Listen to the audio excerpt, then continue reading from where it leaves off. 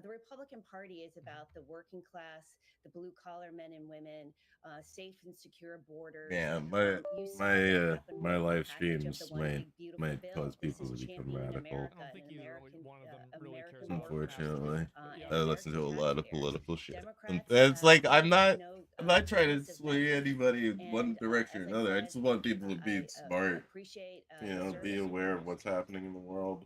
identity It doesn't just politics is run them good, over. Trump is bad, and America sucks. That is the cohesive. Yeah, yeah, but those It's that just not a good. don't People don't like also that message. call It doesn't for work. other people to do the same Men that and they women who do, want to and it's stand like up, but they are in the wrong the brand. easy way out when it comes down to We like, appreciate it. yeah, you don't I think need so anyway. to Like, this is like what's happened. I And don't so feel they're like you actually should roaching ever out need of to Texas. worry about They're running things away. if you're doing things Democrats like has fled correctly, Texas you to know, avoid as, voting. as legal as you could be, right? As legal as everything's legal, everything should be above board, but like, you know, like Our beloved They state just it's left. to break quorum and stop it's redistricting. Why do you harder think running away is to be good? like, yeah, do What is illegal. this, It's Pokemon? every year that I grow up, it's harder to say it's okay for things to slide. You know what I mean?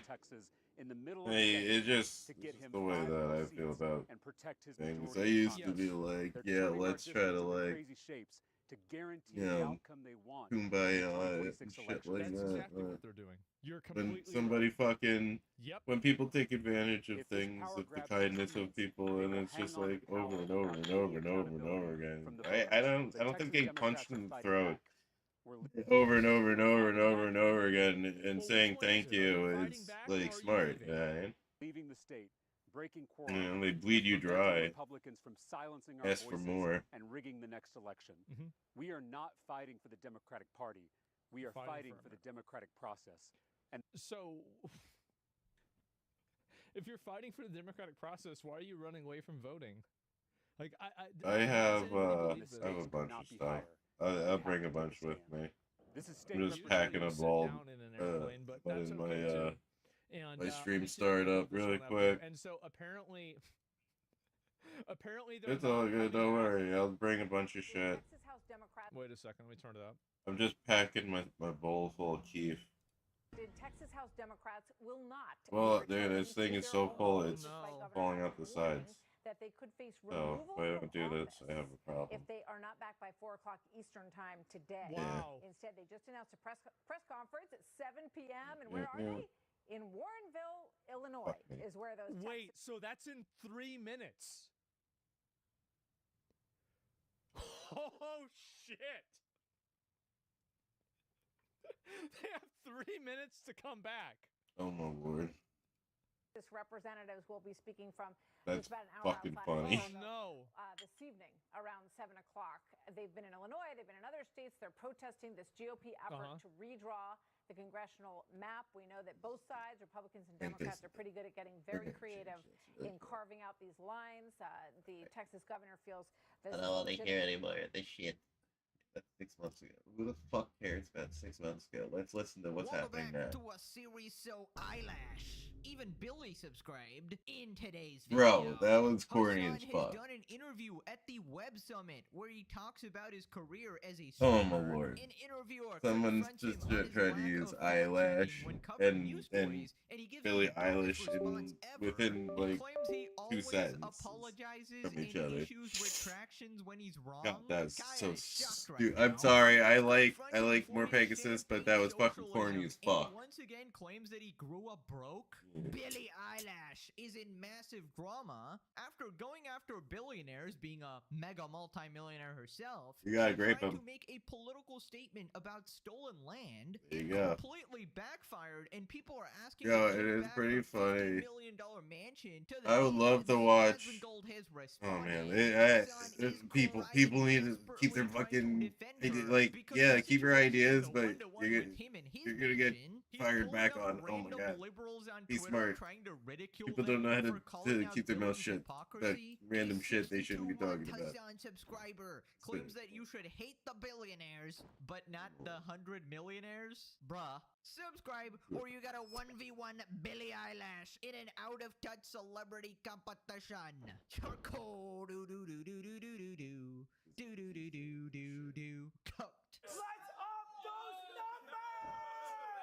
let's begin. Right, so Hassan is back and he's done an interview at the Web Summit about his career as a streamer, and the amount of bullshit in this interview is shocking. I guess I at least. cannot I mean, name. just ask Kaya. So it starts off with the guy asking Hassan about getting the facts right, and I'm sure somebody basically told this guy beforehand that Hassan's usual reporting involves misrepresenting the facts and blatantly lying about everything. But let's see how Mr. Facts Are Facts responds. Facts are still facts. So, you know, we're here to discuss Facts are still facts. And search for truth in media coverage. You know, that for me relies on getting the facts right. And it's not just about me getting the facts right. I have a system, we have a system in my newspaper, which means that anything that I write goes through two editors who review it to check, for example, whether I spell Hassan right, but also to get the context right and so on. And then if I'm dealing with allegations and so on, we have and you're an unchecked operator. One man unchecked operator. So Damn, exactly you just got what do told. you feel is your ability to actually get the facts right? Yeah, so the same pressures that legacy publishers such as Financial Times exist for someone like myself as well. As a matter of fact, I have even a higher level of liability because I don't have the insurance, for example, that a newspaper might have. Right. So Hassan's excuse is, I don't have the insurance. So basically trying to say that there's no way, guys, there's no way that I'm actually lying about anything, because otherwise I would be getting sued. Yeah, I'm stuck over this here. is just bulletproof logic, guys. Like, nobody can deal Go with and that change at it. all. Obviously, if Hassan was ever telling a lie, he would have been sued instantly. That's how it works on the internet, right? Just ignore the fact that he routinely calls people PDF files based on literally nothing. And obviously ignore the fact that nobody has the fucking time or resources to go and sue Hassan. I mean, he literally called me a PDF file supporter based on some random chatter, just making up shit like complete fan fiction. Actually, I don't need more sales. Oh, hell yeah. That's great. And no, I'm not going to be suing Hassan here. I don't want to get involved in a fucking year-long What should I pick up with, bring with me again? Most people. And apparently that is just a bulletproof defense, right? Absolute slime ball. So then he says that he always admits when he gets something wrong. So in terms of my coverage, if I get something wrong, and there are instances where I get something wrong, we're human after all, I will apologize for it and I'll retract the statement. And there is this constant back and forth that's always taking place that keeps me as honest as possible with the audience. If there's something that I've gotten wrong, they'll immediately be like, this is something that is incorrect.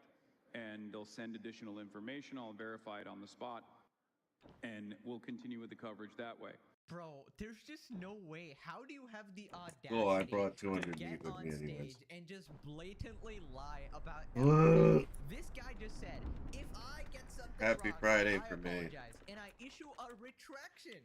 I'm sorry, is the apology in the room with us right now? Is the apology here on planet Earth, or did you send it to fucking Mars, bro? You have not apologized for shit. You have not apologized for shocking your dog with 10,000 lightning bolts. In fact, you did the exact opposite. You literally lied in 10 different ways and basically did everything humanly possible to actually cover it up, right? And if you were actually as honest as you say you are, then you would have taken accountability and apologized and told the actual truth about the situation, which you absolutely refuse to do. I mean, we have not forgotten that you tried to gaslight I definitely don't need to tell you that. The fact that we overlaid the exact shock collar model. We even had QT go to your house and confirm it's a shock collar. But no, Hassan always admits when he's wrong, guys. Then we have Projection Piker taking over again. He says that other people, other commentators, don't verify their information and they just have biased narratives, right? Hassan, of course, would never be biased. He's never been biased in his entire life. He actually fact checks everything. Where's the fact check? Literally just asking his Twitch chat. But as far as the responsibility goes, it's still up to the individual, right? I don't have an editorial team. I don't have fact checkers that are working in real time. And it's just something that I have to make sure I care about. Some independent content creators don't, especially in this new media environment where everyone wants to be first to market. We do see a lot of people that either go along with biased narratives or sometimes refuse to verify the information that's coming out and immediately blurt it out because they want to be first to market. They want to get the maximum amount of attention possible. So it's unfortunately up to the individual, and I don't know what the best possible way of checking all of the independent resources are. Oh, come on, Yeah, Hassan. You know the best way to verify information. I mean, you do it all the time. You open up Twitter and you believe the first tweet that you see. I mean, that is literally your mode of operation, right? You find a bunch of deranged lunatics that blindly sort of agree with you and have been brainwashed and brain broken by politics, and you just blindly believe them. You basically pretend they are the official source, the actual facts, and then you just run with the story. You know, one of you guys actually left the funniest comment that was so true, that Hassan's source is his chat, and his chat source is him. So it's like this never-ending loop of like a snake that eats itself. Also, this guy literally just went, some content creators are very biased, and they don't verify their info. And you know he's just dying to spin the wheel, you know, bring up one of the names, bring up Asmongold. He is literally edging right now. This is the equivalent of edging for Hassan Piker. So then the interviewer guy unintentionally just destroys him. He points out that Hassan literally tries to report the story the second it happens live and essentially gets all the facts wrong. I mean, how much time do you give yourself to fact check this news? I mean, like, you must be constantly wondering, like, I've got to be out there, give my views, but I haven't had time. I'm on my own. I don't know whether the actual report is even correct or not. So how do you deal with that? Well, in many instances, I rely on mainstream reporting.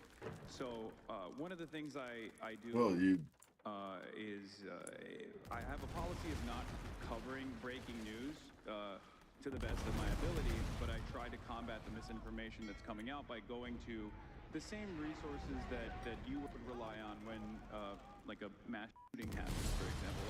I look at the police reports. I look at the official press conference that's released in the immediate aftermath of the shooting. I try to be as careful as possible because there's always this fog where even the official resources can get something wrong as well on the spot. And I try to be as critical as possible. Well, yes, of course. I try to be as careful as possible, guys. I try to be as critical as possible. I look at the official reports, right? Translation. I look at a bunch of schizos on Twitter. I read a total of 1 million tweets. Never 1v1 Hassan in a tweet reading competition. Worst mistake of my life. I totally got owned.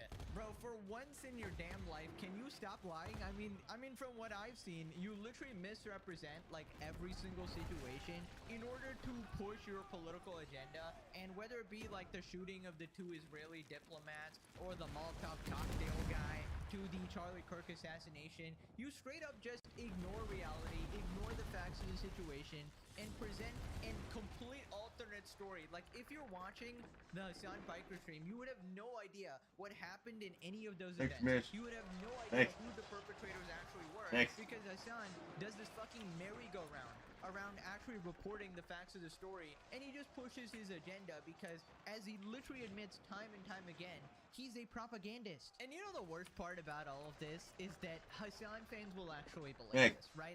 We know they're all freaking branded. In fact, we'll look at the comment section later as well, and they absolutely did fall for this crap. And just in case you guys missed the last video, we encountered the mind of a Hassan fan, and I understand he's a positive voice for younger people in the world. So then he talks about his recent Twitch ban. You know, the one that lasted 3 days? Yeah, that one. And that was also on the weekend on his day off as well. And remember how I said that this ban would literally just end up helping him? And it did, because this guy apparently only did this interview and heard about him because of this ban. And he talks about like Twitch TOS. Now, you know, I have to confess, I first heard about you because you got suspended on your platform on Twitch. Yeah. And actually, you recently again got suspended. I think you've been 7 times, I think, suspended. Yeah. Maybe I've got the tally wrong, but near enough. It's 7. It's I 7. think. Do you recognize that banning you occasionally is a healthy thing? I think terms of service is a good thing overall in order to foster more productive conversations because Yeah, in Square. the absence If you ever of wanted to see it, rigorous application of what we terms of do service, from you another have angle. Twitter, right?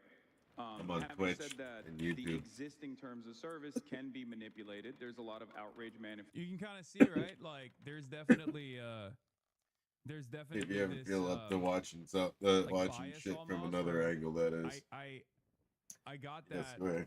from our initial conversation as well, where he was where he thought, dude. you know, like, oh, You ever you're a feel little like bit of looking a, at everything a little from bit of another a angle? I'm on Twitch and provocateur. YouTube. That's a charitable way to put it. Provocateur. I Yeah, stream on Hassan is Twitch just and a YouTube. provocateur, guys. Nothing more. When I'm usually Literally on. nothing more. Part about this, Sometimes I'm Hassan not. is Yeah, capable I'm of currently acting shit. like this guy is the most like hostile interviewer ever. Oh my god, he's trying to it's get a flying gotcha on ice. Hassan or something. Yeah, man, you're right. He's totally grilling you here. Really a challenging interview here where you literally get to But say there's like anything at all. And there is zero more. pushback at all. Zero pushback on anything he says. Zero fact checking. Oh, boy. Every time Hassan lies, he's simply allowed to get Yeah. away with it. But no, go ahead and tell me how this I is the forgot most what. hard-hitting interview. He's so confrontational to you. I mean, get a grip, man. I mean, you That's might the- as well just yeah, be we'll on get your some, yeah. stream and he be sitting in your cuck chair because that's basically what's going on here.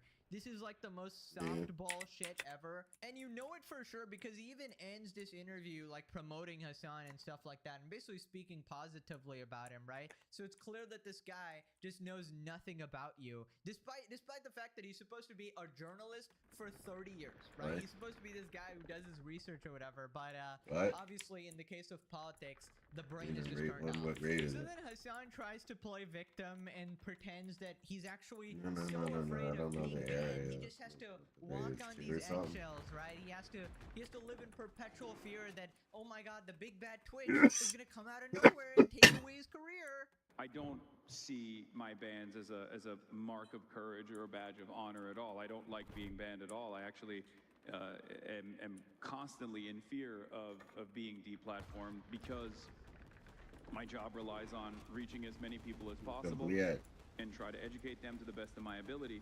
So when I do get banned, I can't do that any longer. And it's a real concern, especially when you have certain positions that are not exactly favorable or certain positions, certain ideological positions that are not exactly commonplace in the Western world. I mean, yeah, your positions aren't commonplace, but what happened, Hassan? Did you say that you were the majority? Doesn't this guy say every few streams that we have the numbers? That most normal people totally think like me. We are the majority. We just need to fight and we will win.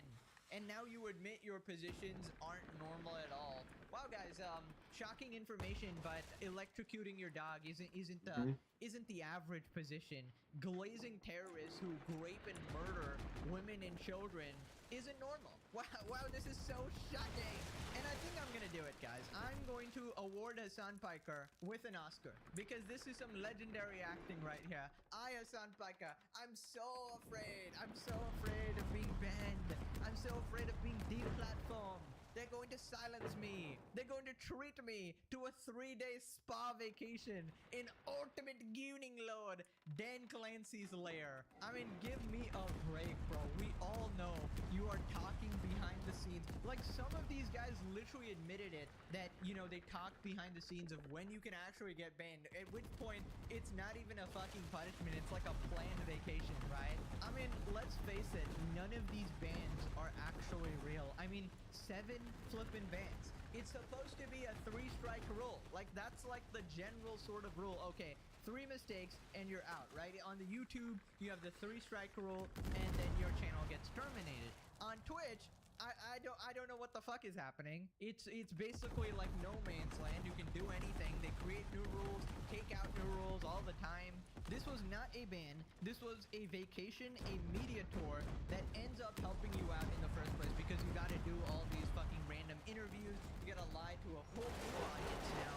It's so fake. It's so dumb. You know you have absolute immunity on Twitch, and yet you pretend like you're actually in danger of being silenced. The fascist government is gonna go after you. Give me a break, man. Right, so then he gets confronted about his champagne socialism. Always gotta bring this up. You know, one thing that jars a little bit is, you know, you've said you're a Marxist.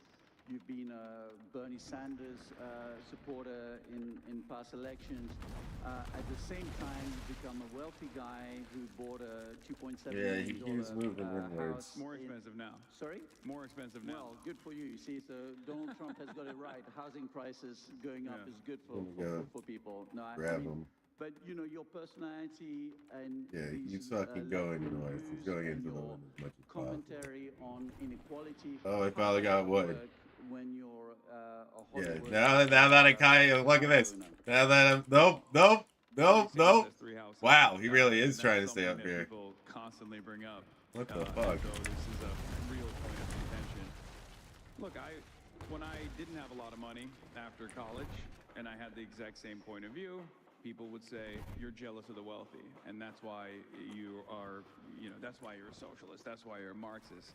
Now that I'm rich, they say I'm a hypocrite. And at a certain point, you have to realize maybe it's the commentary and the comments that you're making. Maybe it's the fact that I'm saying people deserve more. Yeah, I mean, people deserve more, and you deserve less. You literally spit in the face of your socialist supporters, and you engage in the most grand, capitalistic, luxury lifestyle imaginable. You have Gucci bags, supercars, mansions, designer dogs. You go on expensive, lavish trips. I mean, you don't live by your values at all. And the fact is, if you were actually not grifting and you stood by your convictions even a little bit, you would probably downsize your home. You would use that money for socialist causes and to actually help the people that you claim to be fighting for. But no, of course, instead you buy your designer dog and shock her in place for 10 hours a day so that she stays on frame and camera. Absolute hypocrite here. And can we, for the last fucking time, stop with the I was so broke story? We've debunked this about 500 different times. Buddy, we all know that you were fucking sized, okay? And the person that remembers the most is the flippin' horse. Okay, that horse has never forgotten. We need to do an interview with that horse and get its testimony on how large and well-fed Hassan actually was. But yeah, this is supposed to be the hard-hitting interview, guys. Literally zero pushback or fact-checking from the journalist. Did not even confront him on the fact that his family is entirely fucking wealthy and that this guy did not actually grow up broke and was never actually poor. Right, so here we got the brain-dead Hassan fans. No way bro got asked about why he owns a house on a panel about misinformation. Imagine Asman Mold trying to do something like this by leaving his room, as if. You mean embarrass himself on TV? I don't know if this dude listened to a single word out of Hassan's mouth. Like, they're actually mad at the interviewer for the most softball fucking questions ever with zero pushback. Bro, he was probably just given a little script to read, like, oh, these are the most common questions that get asked to Hassan. Oh, the champagne socialist thing. Oh, the fact-checking thing. Oh, the Twitch ban. And they're still crying, bro. He was not ready. Interviewer, you definitely shine. Really? Can't stop, won't stop the Hasanami train. Oh my god, bro. Moving on to rank number 1 eyelash, Billy. So quick recap, basically, if you didn't know, Billy is another out-of-touch celebrity trying to desperately appeal to the masses. She recently went on stage and said, "Billionaires, just give your money, why don't you?" If you're a billionaire, why? Yeah, give your money away, shorties. Now keep in mind, her net worth herself Wow. is about 50 to 100 million. Wow, that's fucking the. How the fuck? What up, brother? How the fuck can you justify that me going faster than this fucking flying ice? That I go shooting straight past him while I'm trying to like slow down. Like what? This game has some really shitty. And now it's not. What are we doing? What are we getting at here? What are we getting at here? Am I like stuck in like? Are we like still and then it completely What's going on here? backfired on her when people started demanding Games that she act. give her house away So to Native I don't Americans. know. So Hold on a first, second. let's look at the context, and then we'll look at Hassan crying about it for an hour straight. No one is For illegal on 9 foreign days. land. Bro, I just got into the game yesterday, man. So brave. What the fuck's going on with this game? Really hard to know what to say and what to do. Yeah, something was rubber banding like crazy. When I feel like we just need to keep Hold on. fighting and speaking up and protesting. We need Something's to up keep with fighting. that. Meanwhile, you have suburban moms catching felonies, and she's up there accepting an award. Y'all and she's gonna touched go for home 9 with a $1 hours. million Yeah, I just got back So last keep up the night. Good fight, guys. We're winning. We're winning. Our voices really do matter and the people matter and Yeah. fuck ICE is all I want to say. Sorry. My game complete like I was wondering what was going on. My game like super rubber band really hard for some reason. Right? Which makes zero fucking sense. Talked to the Tongva tribe out in southern Cal who says she's living on their property, saying this in part as the first people of the greater Los Angeles basin. We do understand that her home is situated on our ancestral land. Eilish hasn't contacted her tribe directly regarding her property. Billie Eilish's $14 million mansion. Yeah, that was some stolen from bullshit. Native Americans. Only when she returns it for It free. whipped me forwards. I knew some bullshit happened. Actually means something. Right, okay, so nobody is illegal on stolen land, but something tells me she ain't giving away her $15 million mansion right there. I mean, this is just a Yeah, that thing, and my game rubber band's extremely hard. So, like, there's something stupid going on. That's the whole point of I don't care. That was so effing retarded. Out of touch, multi-millionaire celebrities, when they do this shit, it is so obviously fake. It is so blatantly obvious. She doesn't believe a single word that she's saying, right? Instead of saying stuff like, oh, I don't agree with the government going after these people. Oh, maybe I think we need a different solution for the situation in Minneapolis. Oh, it's getting too chaotic and violent. The police is abusing their power. You can say all these things, but then when you say brain-dead blanket statements like no one is illegal on stolen land, it literally makes no sense because have you been to any country in It's all the way the fuck up here, isn't it? without a fucking visa, moron? Like, you just get arrested. That's just how it is. For example, where I live in Singapore, will not you fall. cannot just like waltz. What's going on at North Fashion? Do I need to like start paying attention to You're it? just gonna get cooked if you try anything illegal at all, and that is basically why it is so safe, and they actually punish criminals very heavily as well, which is why there's less problems here. And yeah, this situation backfired in a spectacular manner because they want to take away her mansion. Yeah, why is the Flying Guys got its fucking up? After she found a shirtless stalker at her home. Well, what do you mean? So this is now your land? You're telling him he can't be there? Like, this is a little bit outrageous. This is unfair. Yeah, there's no stalking on stolen land. And then also, keep in mind, if you do win an award tonight, don't use it as a platform to make a political speech, right? You're in no position to lecture the public about anything. You know nothing about the real world. Most of you spent less time in school than Greta Thunberg. So, if you win, she was 16. come up, accept your little award, thank your agent and your god, and fuck off. Okay? Man, based clip, I know. What a fucking legend. I love it. Bro, that Ricky Gervais speech was actually legendary because everyone is sick of these out-of-touch, multi-million dollar net worth celebrities going, I stand with you. I totally care about you. But no, I'm actually not going to do anything meaningful at all. I will basically just cheer you on from the sidelines as you go put your life in danger, as you deal with the consequences of whatever's happening, and you go to jail. But I will sit here in my $15 million mansion commanding you like a king commanding his peasants, right? I mean, essentially she's doing like a Hassan Piker cosplay here. It is absolutely pathetic. And if you're genuinely like a Billie Eilish fan, you like her music, whatever, if you think she actually gives a shit about you and cares about these political situations, you need to open your eyes. You probably have eyelashes in your eyes. You need to wipe them away. You need to blink repeatedly. Put your eyes in water to get those out of your eyeballs.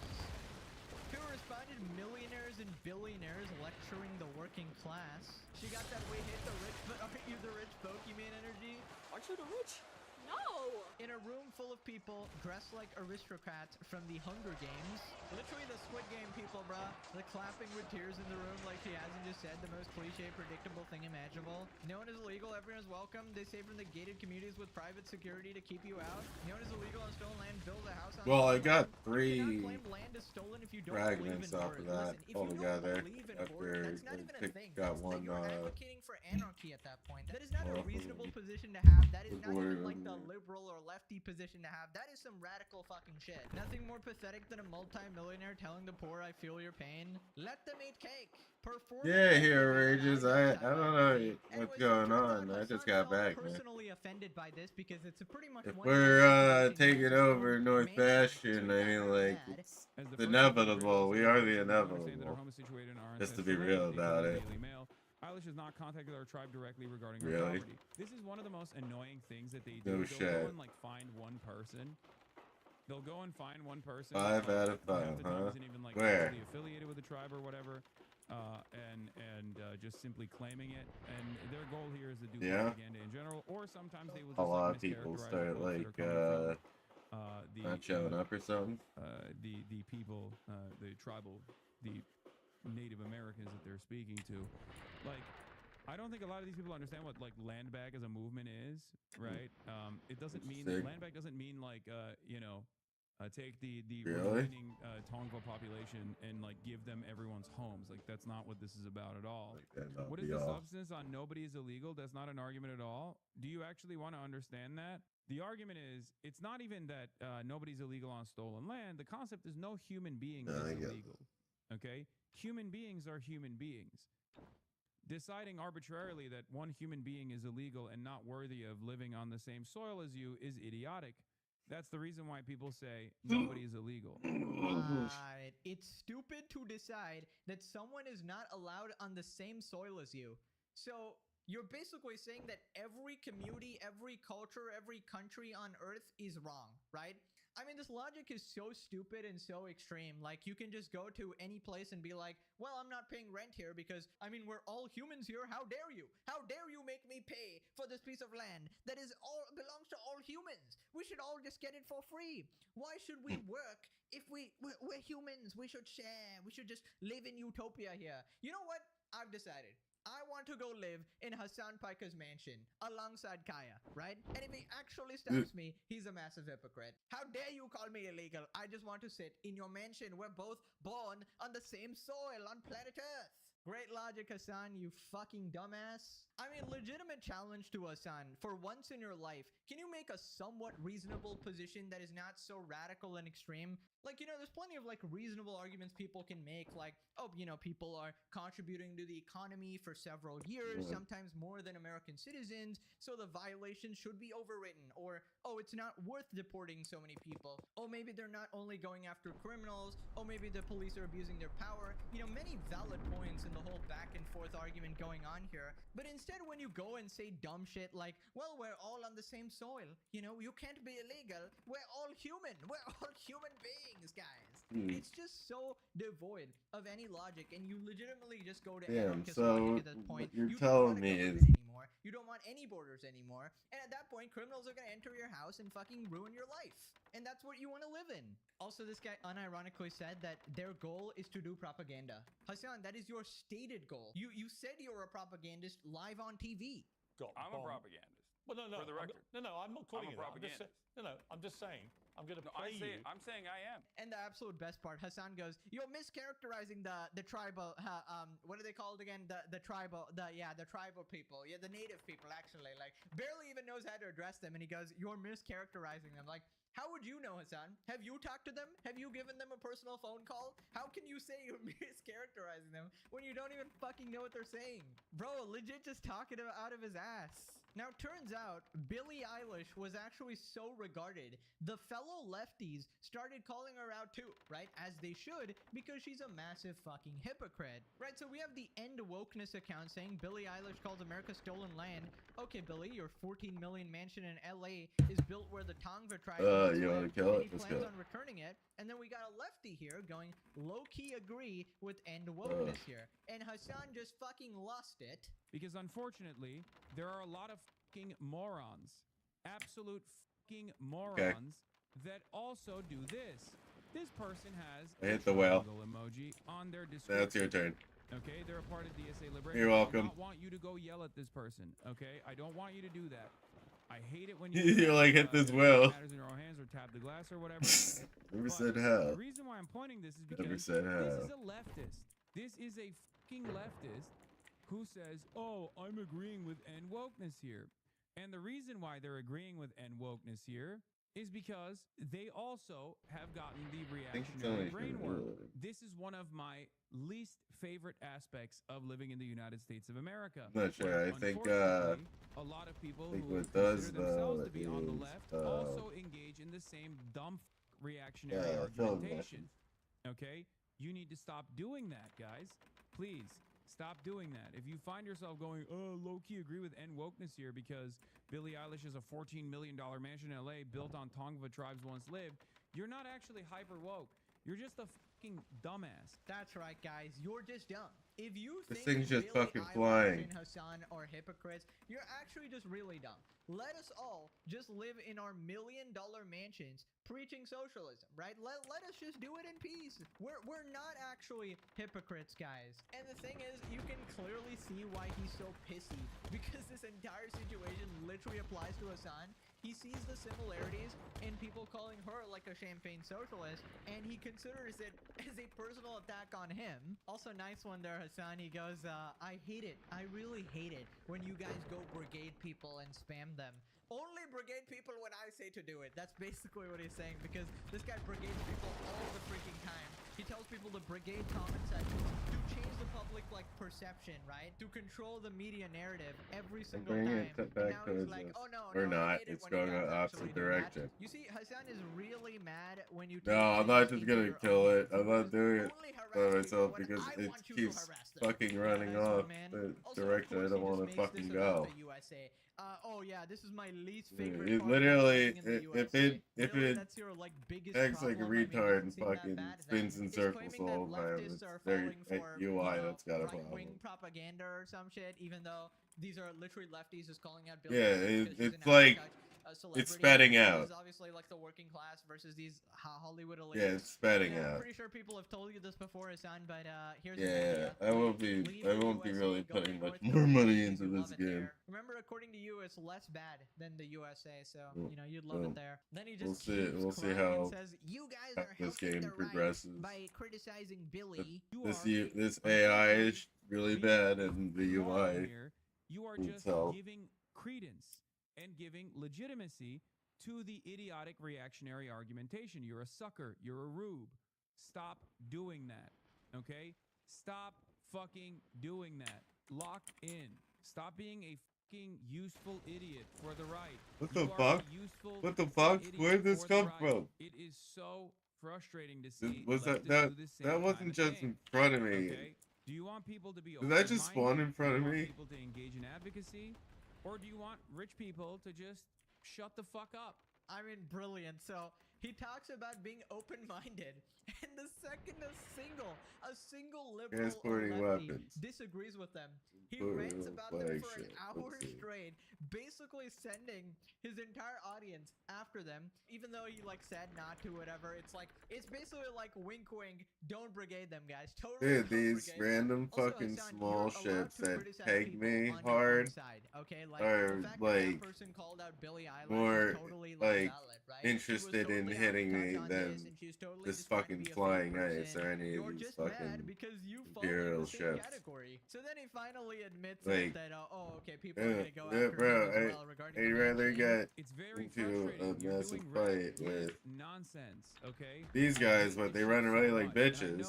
I'm the last person to speak out on this because everyone will say, says you motherfucker, you have a nice house too, we're coming for your house too. Suck my fucking dick. Oh, we're right here. Suck my we're right here, we got it. The reason why I'm saying this is because you are engaging in reactionary argumentation for no reason other than the fact that those brain worms have actually taken over your mind. Lock the in. Lock in. Focus on who the real enemies are. Wait a minute, brainworms? That's a regular part of my vocabulary here on the legendary series. Looks like Hassan is a big fan now, huh? Now you're copying me as well, huh? Copying me as well. Maybe one day you'll be half as cool as the legendary series. But yeah, he's like, focus on the real enemies, guys. Focus on getting me a date, a one-on-one with the Asmongold. Please, we cannot be taking tangents like this. Time is of the essence. I'm about to turn 45 years old. We simply cannot be pointing out that I'm a massive grifting hypocrite. Don't do that. Don't do that. So then we peer into the mind of a Hassan fan. A 62-month subscriber points out the dumbest logic ever. All of this shit is just an extension of socialist yet house hypocrite. I know. People think someone with $1 million is the same enemy as someone with 1 billion or 100 billion. I know. They're stupid. They don't understand. Hey, dumbass, Billie Eilish is not worth $1 million. It's more like 50 to 100 mil, probably more, if I actually had to guess. And that is significantly closer to $1 billion than just 1 million. And I feel like when you reach like 100 million or something, you're getting to the territory of filthy fucking rich, okay? That much extra wealth, which is obviously excess, and no one person will ever need that much, right? And she obviously engages in all these luxury lifestyles as well. She literally has a $14 million mansion. So obviously, at that point, she is literally the ultra omega elite rich people, right? And I genuinely don't understand. At what point will these people actually concede? Like, how much more money does Billie Eilish need before you start treating her like a billionaire, right? Because apparently you hate the guts of billionaires, right? Billionaires, horrible people. But 100 millionaires? No, they're great. They're great. I actually love them, actually. They're pretty much broke, right? They're pretty much like the average man, actually. I mean, like, how incredibly delusional are these people? I'd imagine Billy obviously relates more to billionaires than the common man because they can afford the same thing, right? Billionaires aren't out there spending their entire net worth. They probably spend as much as Billie Eilish. But no, guys, we only hate the ultra giga rich. Aren't you the rich though? No, no. If you're a broke boy, just say so. And I was wondering, like, how can he be so stupid? And then I double checked. It's a 62-month Hassan subscriber. I mean, your brain is much at that point, bro. Your brain has been microwaved, okay? Holy shit, even the maggots in there probably died. You've given birth to new bacteria in there, like a new being. Now click this video if you're still unemployed. Now thanks for watching. Bye-bye.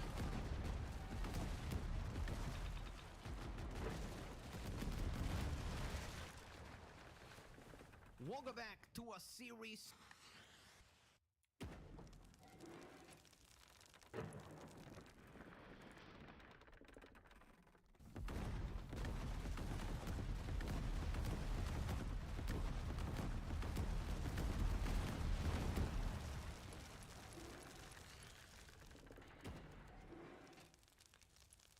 Dairy grounds and as well as the vaccine shots.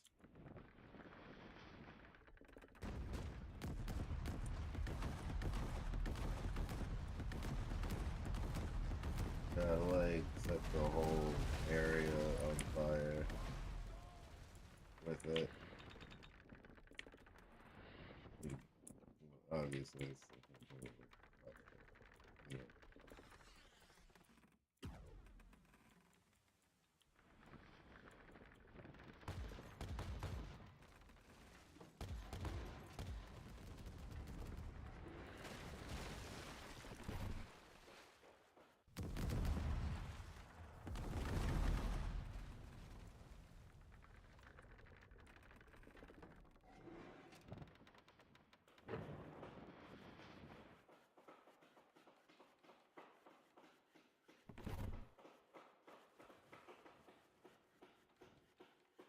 Yeah, I'm not gonna be going after that shit.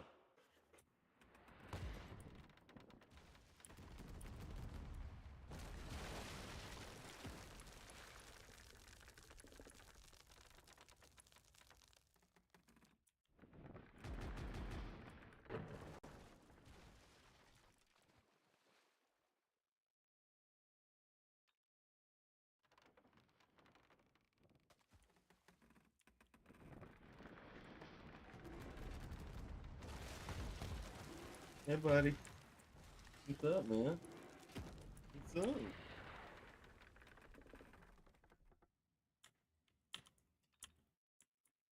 We'll go down and grab food in a minute if you want.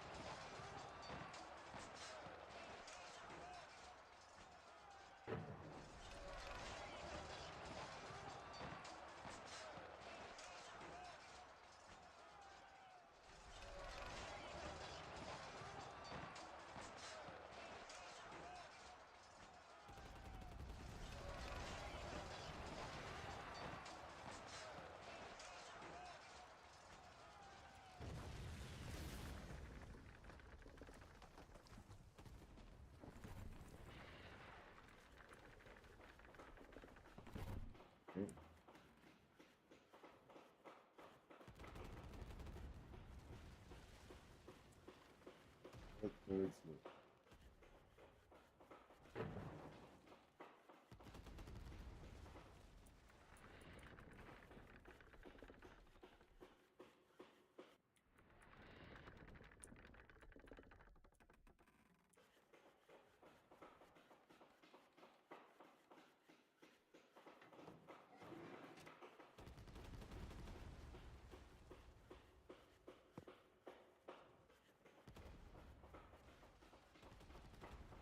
It's honestly crazy what is in fact happening. It's honestly crazy what is in fact happening to the gaming industry, especially in just the span of a few short hours. Seeing the entire industry literally collapse upon itself, being incapable of even making the right decisions and hedging on bets that make no sense whatsoever. And one of those big bets has been, right now, AI, and its inevitable collapse is coming quicker than people actually expect. We've been seeing massive stocks take tumble over tumble with the last couple of days, and people literally having massive issues with going around and saying, how is this company actually going to make any money on the returns with everything they've borrowed? But I think the funnier part isn't just the fact that AI is impacting everything. I think the funnier part is watching people online truly believe that these companies and corporations have their best interests and will actually incur cost onto themselves in order to sell you a product. No, I'm not kidding.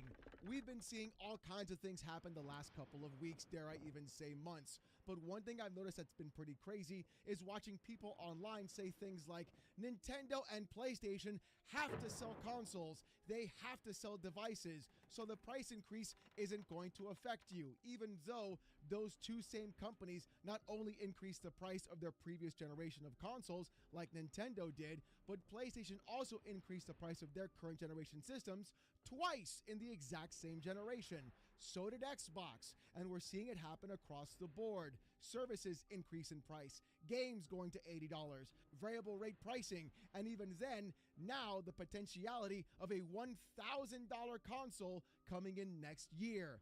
Yes, there's going to be more even happening because of it. And those same exact people were saying the most idiotic things like, PC gamers aren't important anymore. You're the lowest of the low. Go ahead and buy a console instead, preferably a PlayStation 5, where nobody really actually wants that system, especially nobody watching this channel, honestly. But the ridiculous behavior hasn't stopped. We've seen fanboy after fanboy suckle the corporate teat on a consistent basis, defending PlayStation, defending Nintendo, saying how great the console is selling, how amazing the system is, and even at that point, literally believing that Nintendo won't raise the prices on them, even though we've all seen this coming a mile away. And honestly, it's become incredibly exhausting watching those same people try to poo-poo on the Steam machine, saying it'll be overpriced, underpowered, incapable of running any modern AAA game, even though their consoles can't do it either. But hey, that's not going to be a thing for right now. We'll talk about that later. So this entire thing has been going to hell in a handbasket, and it's going to get even worse, because the first one under the block with everything going on with price increases may in fact be the one company everybody thinks loves them the most. and that's Nintendo. Because according to VGC, Nintendo President Shuntaro Furukawa says the ongoing increase in memory costs won't affect the Switch 2 price for now. But if it continues into the next fiscal year, it will reevaluate while taking numerous factors into consideration.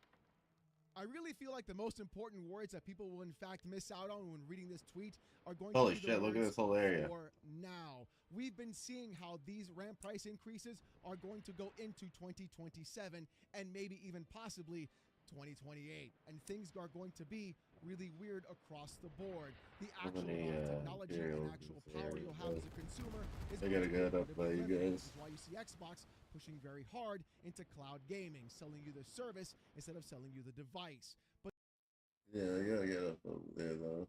Yeah. Only a month in, they're having mass amounts of garbage just piling up everywhere. It literally looks like a... Yeah, you want to know what the one thing I like also, it wasn't just about my reg though? I can actually watch like over here. It was like this other person talking about the garbage YouTube it's higher than on my other monitor overflow without it dumpsters, randomly like cutting trash out. everywhere. The snow's been melting. That's for the quite some time, difference so this between just having dropped a yesterday. 39. But then everybody, the Bronx, Please Brooklyn, run like, it's my all bad YouTube video. everywhere. It's getting so bad that even So who was this? stupid. Dr. Naomi Wolf was saying it's so bad. The trash has been out there for so long. It's actually starting to have the rats tearing up the garbage bags to feast on what's in there.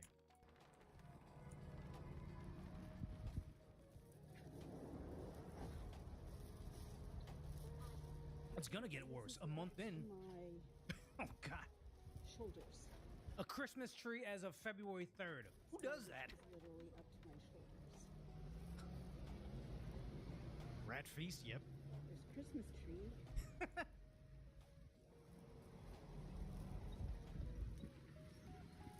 That pack of diapers? I mean, it's all bad, but the idea is, I think if you're a sanitation worker in New York City, those unions need to start firing up their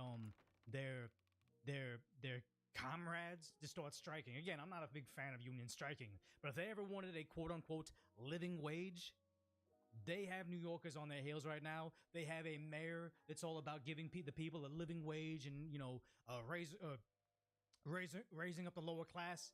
You guys are the working lower class.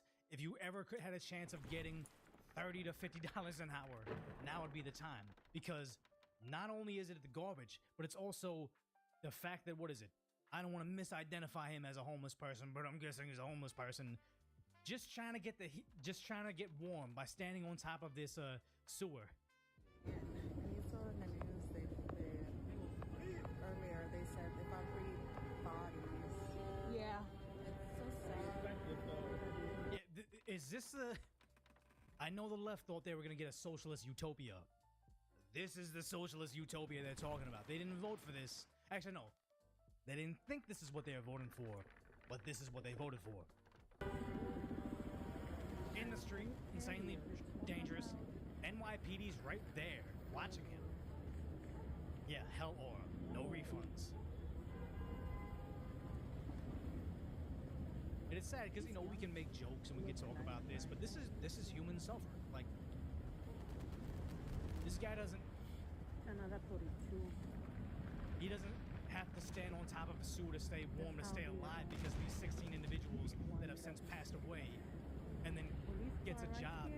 Next to him, cars going back and forth. But he doesn't get a regular job after this. This is like when I would see homeless people in Los Angeles. I don't mean this like in a derogatory way.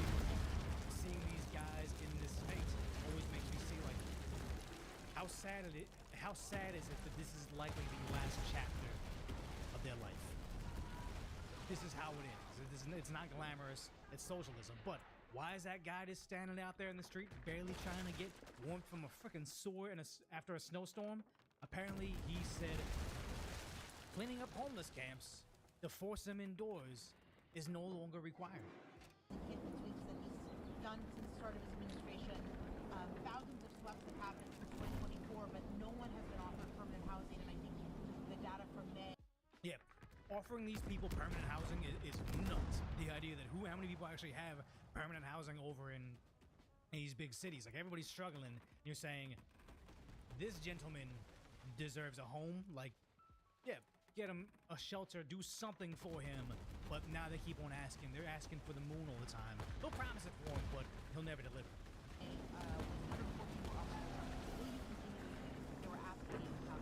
No. No. Yeah, they're not doing it. And the sad thing is everybody, like, what is this, Google searching NYC snow endings, and there's all these different search results, like severe cold is blamed for at least 16 endings in New York City. Mamdani takes friendly fire from DSA allies as a blizzard. There's a life and death issues from New York City's winter storm pileup. Like, every single outlet, all the left-wing outlets, like Fox is saying 16 are gone, but NBC New York also saying 16 are gone. 4 days ago it was 14. 2 days ago it's 16. It keeps on going up, and they're doing nothing for them because, what is this? The councilwoman, the Democrat from Brooklyn, saying, hey, look, there was an outage that left 2,000 without power in Crunchy Granola Park Slope. Why are they calling it like that? But just the idea that what made New Yorkers think I don't want to say he's like a spoiled rich kid, but a guy that hasn't had a real job, hasn't really provided anything of substance, and their entire life is now going to take charge of one of the greatest cities in America and fix it after all these actual accomplished people have done. I'm not saying I liked Cuomo. I'm not saying that I liked not Cuomo. Who was before Eric Adams? Chad. Spoiled rich kid. Yeah, he's a spoiled rich kid. Because Cuomo was a governor, right? De Blasio, there it is. Thank you. Mayor Bill de Blasio, the guy that said, hey, if you guys get your mandated government medicine, you can get a cheeseburger. You can get some French fries. Yeah. Bill de Blasio. That's what I'm talking about. But yeah, how is he going to do better than these career politicians, or I would like to say a New York police captain would have some real world experience, but then after he was seen on camera saying some racist stuff about being on his white counterparts, on the white cops, yeah, maybe he was just a guy playing the political game and not actually accomplishing stuff out there in the street. But again, how is he gonna protect New York homeless from the snowstorm when he can't even pick up the garbage? Like, look, this is how bad that one video was just from Dr. Naomi Wolf. This is some other random one. 6 feet tall, just garbage heaps taller than people out there. I would feel bad for New York, but you can't feel too bad for a place that keeps on voting for their own demise. It's sad. But then, it doesn't even mean like the garbage is the worst problem, because over here, Freedom News TV, it's like Olivia Scootercaster showing us, even when they did plow the streets, they just plowed it on top of vehicles. Like, these cars are done. Starting to look like the video game The Division. Exactly. You're playing the video game The Division when you're out there in the streets. But yes, snow plows all bad. Some people saying all they're doing is plowing the snow that is in one embankment in one area and is spreading it around to be a problem to everybody else. And it looks bad. We are here in front of Atlanta, and the snow patrol is clearing up over here. Big mounds of snow, but instead of carting it away, they're spreading it out equally on the entire road. So hopefully it's gonna... This is such an analogy for socialism, saying we can't fix poverty, but you know what we can do? We can spread it around so everybody can enjoy a little bit of poverty too. Gonna melt quicker, but look at this, it's almost like 3 inches over here. But seems like it's like 15 degrees tonight, so this is all gonna become a sheet ice. Yeah. Liberalism is a mental disorder. Mama's like Mamdani. He wants to make this place socialist. He wants to spread the snow equally. So he said it too. Yeah, everyone gets the same amount of snow. What do you gotta say? What do you gotta say over there, Mr. Schwartz? You're looking fine. You're looking fine. Fresh. Yeah, whatever. But it's funny that it'd be one thing if just one place had one new hire, diversity hire, whatever it is, messing up. But apparently this was everywhere. Like, this person actually captured him on recording saying, no.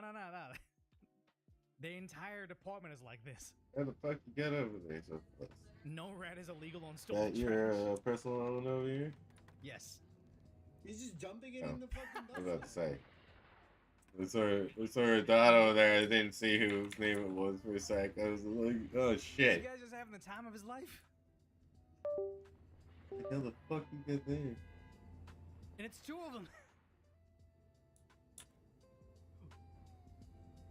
I would say they're playing the video in reverse, like he didn't really do it, but then gravity doesn't work that way, and this guy wouldn't be walking backwards.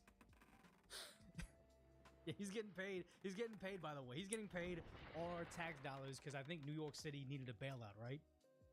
This is crazy.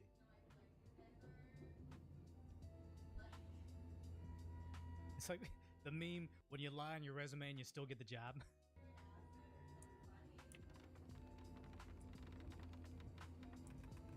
He's drifting. He's drifting. Yes. I kind of want to get down there and give it a go.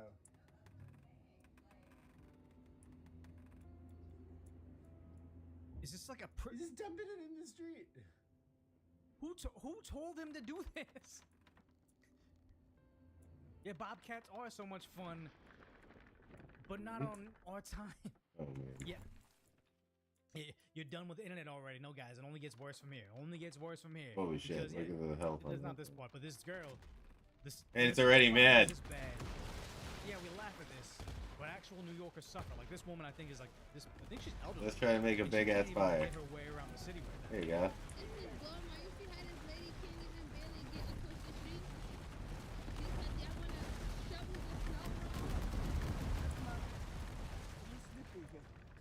I dig that because she recorded it, she got it for social media, she documented what's happening, but she didn't like National Geographic when they see a gazelle being eaten by a pack of tigers. Given that gazelle's on tigers. Gazelle gets eaten by a pack of lionesses. There you go. She actually went out there. I dig this. Because they wrong. Why would they shovel it like this?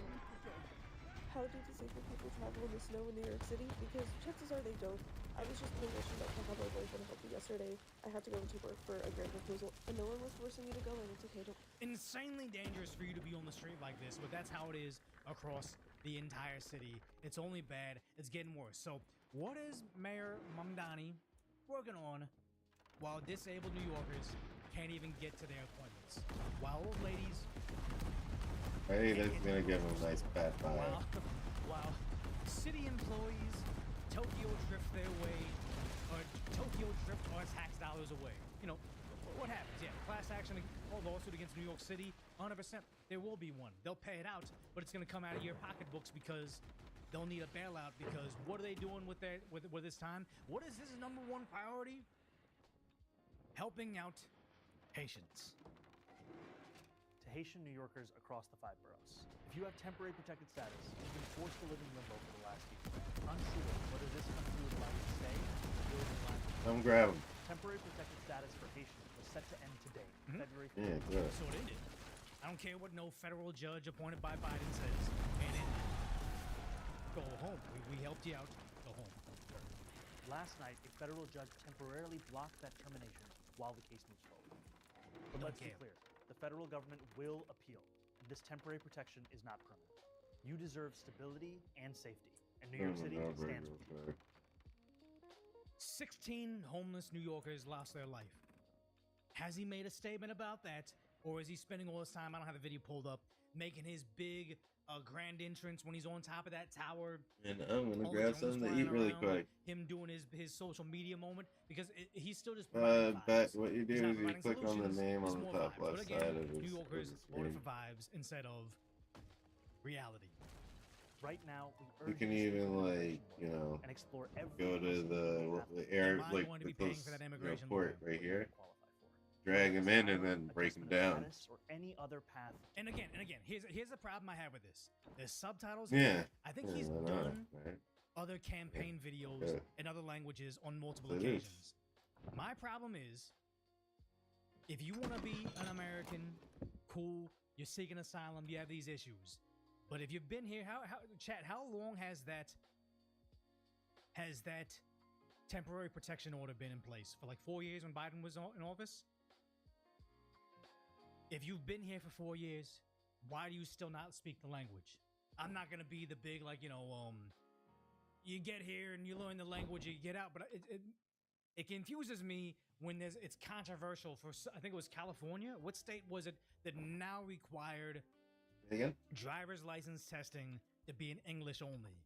And I'm like, if the street signs are in English only, the test has to be in English only. What is this? But this whole thing about you should seek asylum, you should have dignity.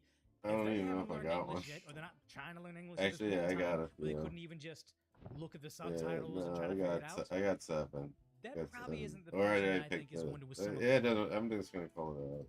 The TPS for Haiti started in 2010. Yeah, so if you got here in 2010 and it's been 16 years, you still have not learned the language. I'm not trying to be too harsh, but I don't think you ever will. And I don't think you're ever going to be able to assimilate to American culture. And the temporary protection order should expire. But yeah, so he's going to help him out. Permanent residency.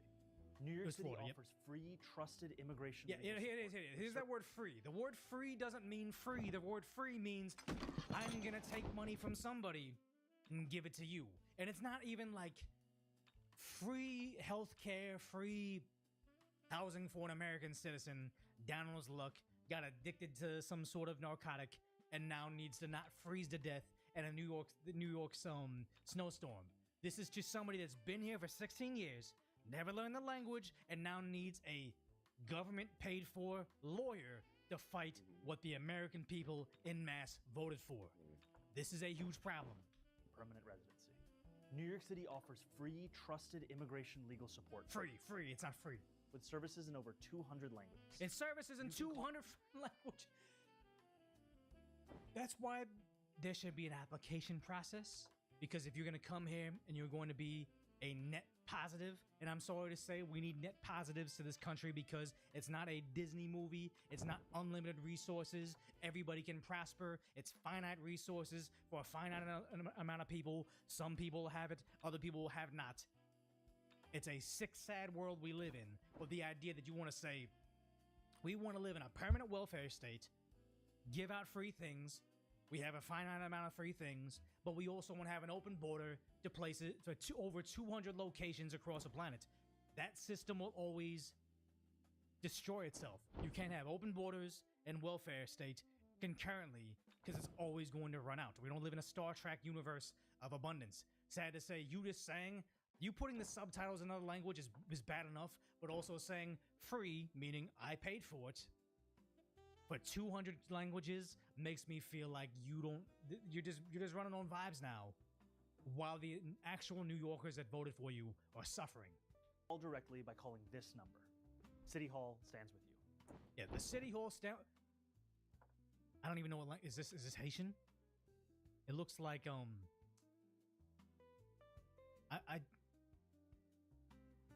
I don't know if this is the offensive way to say it.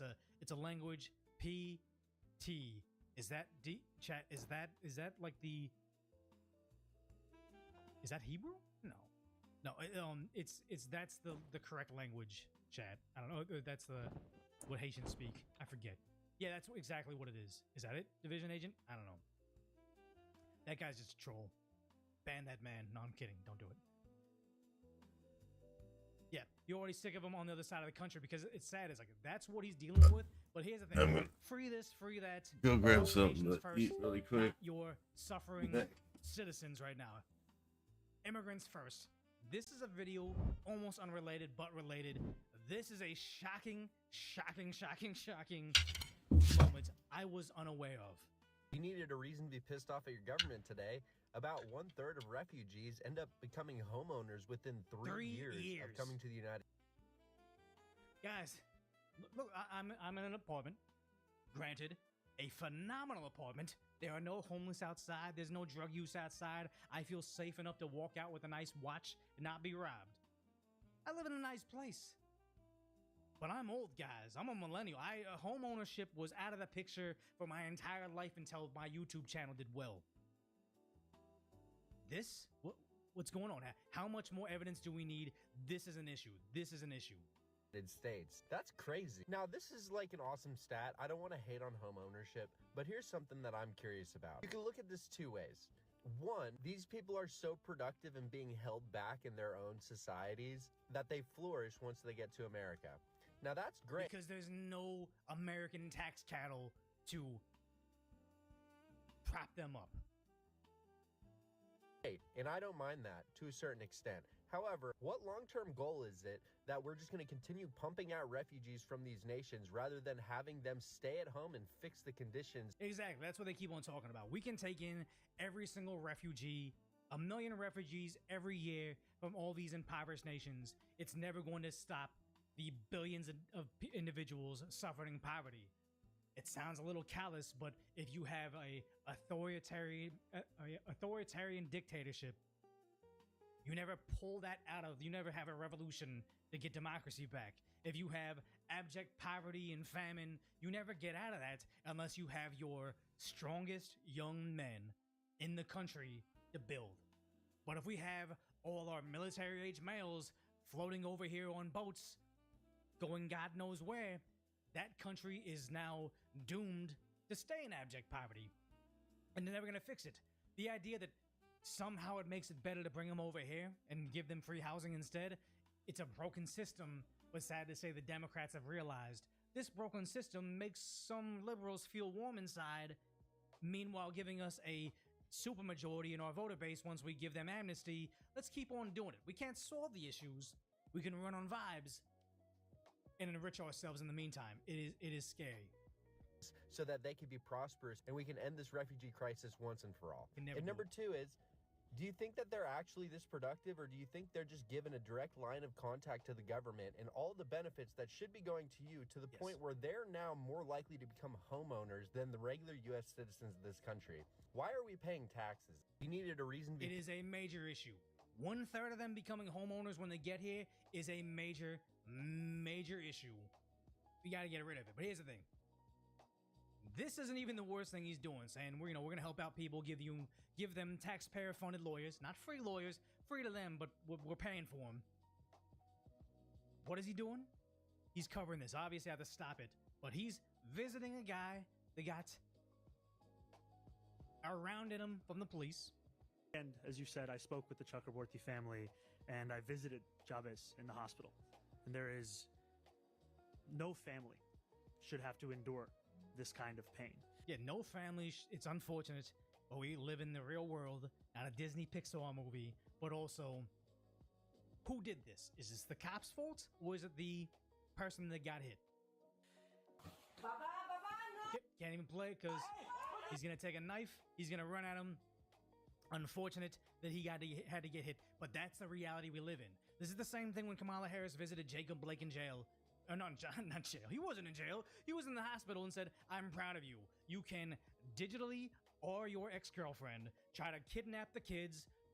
I think it was like toss one of the cops on the ground and be reaching for a knife, and Kamala Harris will say, I'm proud of you because you'd mark off all the check boxes of what is a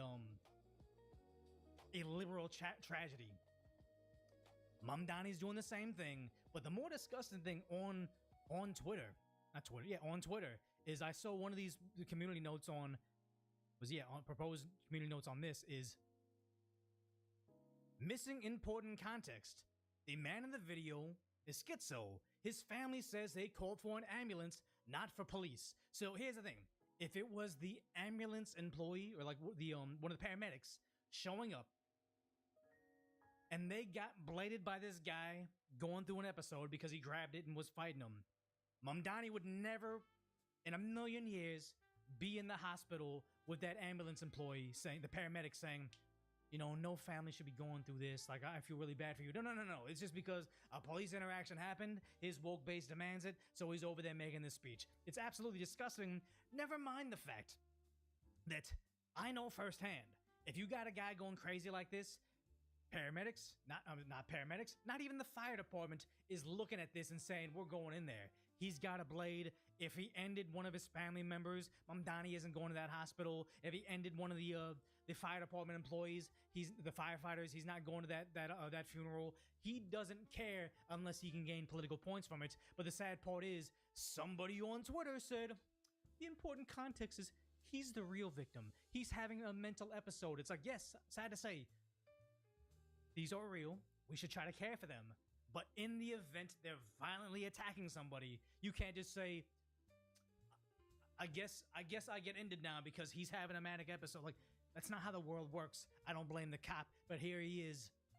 The police chief's new boss is now in charge of saying, no family should have to undergo what your child underwent. They're likely going to go after the cop now. Yeah, exactly. Make asylums great again. That's exactly what it is. But the sad part is, he campaigned on making the buses fast and free. This is a travesty in itself. But he can't even follow through on free transportation. That's like the bedrock of socialism, right?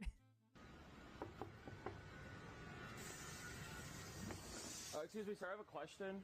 So I saw on the bus it said, and I see the sign that says fares required. I thought the buses were supposed to be free now because, like, Mamdani just won. Yeah. He's almost saying it sarcastically because he knows it was never going to work.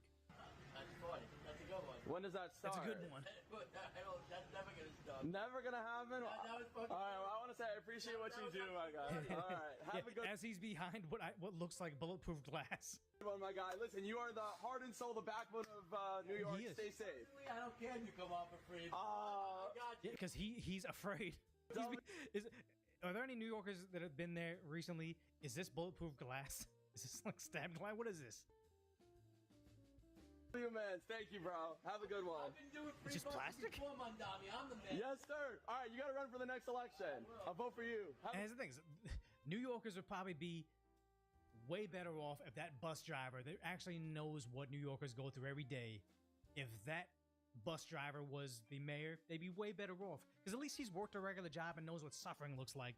Not this whole progressive, I'm a Nepo baby. Is that COVID glass from before? Oh my God. It's a sneeze guard? That's all it is? It's COVID glass, guys. That is plastic so you can't be spit on. That's all it is. Oh my God. New York is over. It's cooked. Who's the governor? She had a lot of plastic surgery. I'm not saying it to be derogatory. I'm just explaining her. The governor of New York State, chat will tell me, Mayor Mamdani, it's over, guys. Like the whole great city is done. Hopefully, California will learn from their mistakes and vote in Mayor Spencer Pratt, Governor Chad Bianco. Oh, cool. Thank you. Someone said my cursor is larger than your mom's because you're blind. I mean, I spend way too much time. On the computer and screens. Like, my cursor needs to be that large because I need to give my eyes some rest.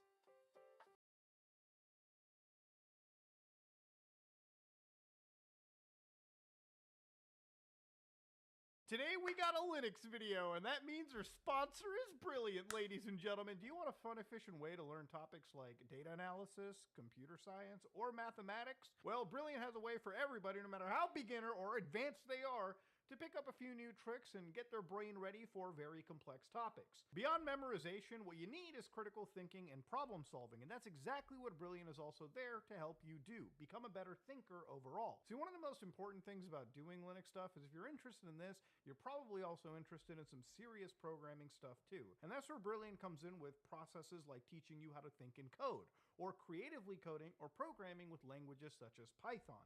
And of course, these are just a few lessons. There is a lot more, and they're growing day by day. So if you're actually interested in learning just a little bit every day, then Brilliant is a great place for you to get into for your personal development or even for your professional growth as well. If any of this really interests you, then please check everything Brilliant has to offer for free for a full 30 days. Visit brilliant.org/SOG or click the link in the description below.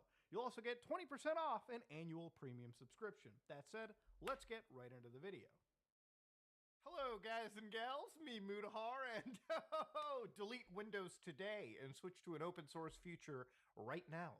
Ladies and gentlemen, I talk about Linux all the time, and I guess on Reddit, I guess on a lot of these platforms, I've been kind of considered the Linux Jehovah's Witness, which isn't wrong, okay? Like, bro, I could come across a car accident with the most tragic stuff going on, and I'd still walk up and say, by the way, officer, I use Arch Linux, okay? It's kind of like a rite of passage. Now, to understand, I don't talk about Linux because I'm some kind of counterculture nutjob, just out there. Like, I don't do it just because of the meme. I actually use it literally because I don't like Microsoft sitting on top of my computer. Now, when I build my computer, right, I put the hardware in, and the only thing that I cringe harder is once you've all accumulated all of your cool little graphics cards, your processors, your RAM, everything, you put your dream computer together, now you got Microsoft's bloated stink sitting right on top of it. Now, obviously, Windows works for most people, and that's why it's used by, what, like 70% of the desktop market share? But Linux is growing, all right? We're above 4% now, which never would have been thought of years ago. Thanks to companies like Valve, big actual, like, tech firms, the actual push for Linux is pretty evident, okay? I'm not saying it's the year of the Linux desktop or anything. I'm saying that we're getting closer to a future where Microsoft has some healthy competition. And competition is good for everyone, right? Like, we can all understand that. Now, one of the reasons I don't use Windows is because of its weird telemetry and spying, and the fact that they're introducing pointless features like AI basically being forced into my installation. Now, that said, Microsoft Windows has this advantage of basically being entrenched. I believe the reason why Windows is so popular, personally, is because it just comes pre-installed on every computer your mom and dad buys, right? Your grandparents buy, you buy at a store. Think about it like this. You go buy a Dell computer, an Alienware, Alienware, whatever. You're buying any gaming computer on the market, even from like, vendors who build PCs for you. They usually give you an option to pay an extra $50 and buy Windows on top of it. But they never tell you, we'll install Linux for you, and they got no reason to. Windows has this benefit of basically being entrenched in a way that no other operating system has. Mac OS only is able to be sold is because they sell MacBooks with the stuff pre-installed, ready to go. And there's very little, if any, Linux actual, Linux companies that release Linux on actual builds you can buy pre-built. Stuff like System 76 PCs, and so on and so forth. But beyond all of it, it's basically meant for you to install and understand yourself. And Linux has kind of a weird rap. Like, if you actually search up Linux and scroll down a little bit, you'll find stuff like this. This scares people, okay? This video that I'm making is meant to be an entry point for people who just want to start, specifically people in my audience that like gaming. Some of you might like streaming. Some of you just want an actual competitive piece of operating system, but you want to understand how to get into it. And people who try to jump into the Linux community, unfortunately, there is a bit of elitism. There is a bit of people who want you to be computer science experts and not just regular computer users. This video is meant to be a very simple get in and understand. It's meant for people who have no knowledge about what Linux is. But yeah, anyways, when you look up Linux on the internet, you'll probably look at results like, is Linux legal or illegal? Like, dog, if that's the SEO we're working with, it's not good. When you look up Linux on YouTube, you'll find plenty of great channels. But one of the only criticisms I have of some of these actually great channels is that a lot of their content is not exactly geared towards somebody new. It's always geared towards bringing in Linux commands or this kind of stuff scares the average person. You understand? Like, nobody wants to look at a network terminal, a terminal like simulator from like back in the 90s brought today. You're going to be messing with it, but honestly, we're just here to dive into Linux fresh and ready to go, all right? For somebody who has no experience. Anyways, introduction aside, let's talk about how to find your version of Linux. So what is Linux? Now, Linux, according to the old Wikipedia, is a family of open-source Unix-like operating systems based on the Linux kernels, and they're typically packaged as a Linux distribution. So a distro is important. To understand, Linux comes in various different shapes and forms. So this list right over here, ladies and gentlemen, is all the different types of Linux distributions you can download and install today. Now, you might be looking at this list and going, oh my God, what do I pick? Where do I begin? So one of the things that I always find to be a bit of an issue when it comes to Linux is one of the first mistakes people make is they type in, hey, Linux for insert blah, blah, blah tasks, because there's not one specific distribution. People will try to find the one that's best for them. So again, there are distributions with their own pros and cons, but generally, in my opinion, you want to go with the one that's most popular in a general sense. So things like Ubuntu, things like Manjaro, Linux Mint, which is what we're going to be using for this video. To give you an example, even if you like scroll down and look through, just a random tech website, like here's top 7 best for gaming. You'll open this up and you'll realize, okay, well, they're just giving me the general choices like Ubuntu or Fedora and Manjaro, literally everything that we've mentioned so far. So again, don't get confused by any of this, like, you know, these blogs or whatever. Just go with one of the more popular websites or the most popular distributions. All you have to do is get one that's well maintained. That's it. You can always tailor any distribution for any specific purpose by yourself as well. So here's Linux Mint, an operating system for desktop and laptop computers. It's designed to work out of the box. So again, all you need to do is go to their website, and it looks incredibly simple. They actually have Linux Mint 21.3. Virginia is what they call it. Now over here, they say they're good for multimedia, gaming, web, productivity, web design. Give it a try. You'll love it. So again, how to get this going is basically hit that big, juicy download button. And here you got multiple different options. Now, every different Linux distribution comes with further changes to the desktop environment. The desktop environment is the user interface you're using as you browse and use your operating system. So some desktop environments are built for people that are coming from Windows, right? Like KDE Plasma. GNOME, for instance. Well, that's not really all that Windows. But then you've got people who are Mac OS users, and they might be using Mac OS-oriented desktop environments. Hell, there are desktop environments for people who just want their computer to look like a Windows 98 system. It's actually insane the amount of customizability. People in the Linux community call it ricing, whatever, where they actually customize their desktop. How many to the people point are where it's actually like playing this right wholly now? their own. We're not going to go into it because, honestly, I don't do it. I don't really What care. up, Scotty? How's it going? But anyways, you've got You're options making like food. Secret, which is what you want to download. You've also What got up? What up? You've got XFCE, which if you have a lighter computer, Howdy, if you have McFly. How you weaker system, doing? an old computer, maybe from like a decade ago, this might be a better option because it uses less resources. And if you've got absolutely new What up there? How you doing? try the Edge ISO. But generally, if you're Raw. into this, just start with Cinnamon. Oh download shit! it, What up, Bro Dakota? How you doing? push the most. Now, anyways, once you've downloaded it, you'll see Hello, that everybody. 3 GB download right here. Hello. And it's time for you to actually copy this to an actual USB drive to install Unreal. Hello.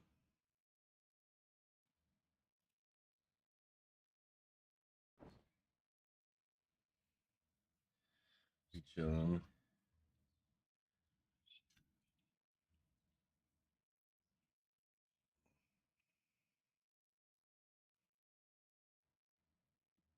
Yeah. Was it just a Quee song with no name to it? There should be a way to figure out who kills you like that.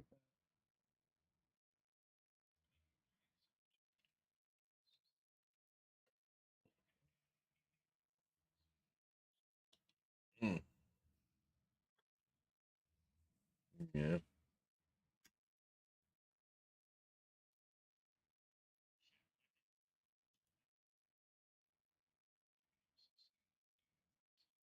Epstein on tape advising former Israeli PM Barak to approach Palantir founder Peter Thiel.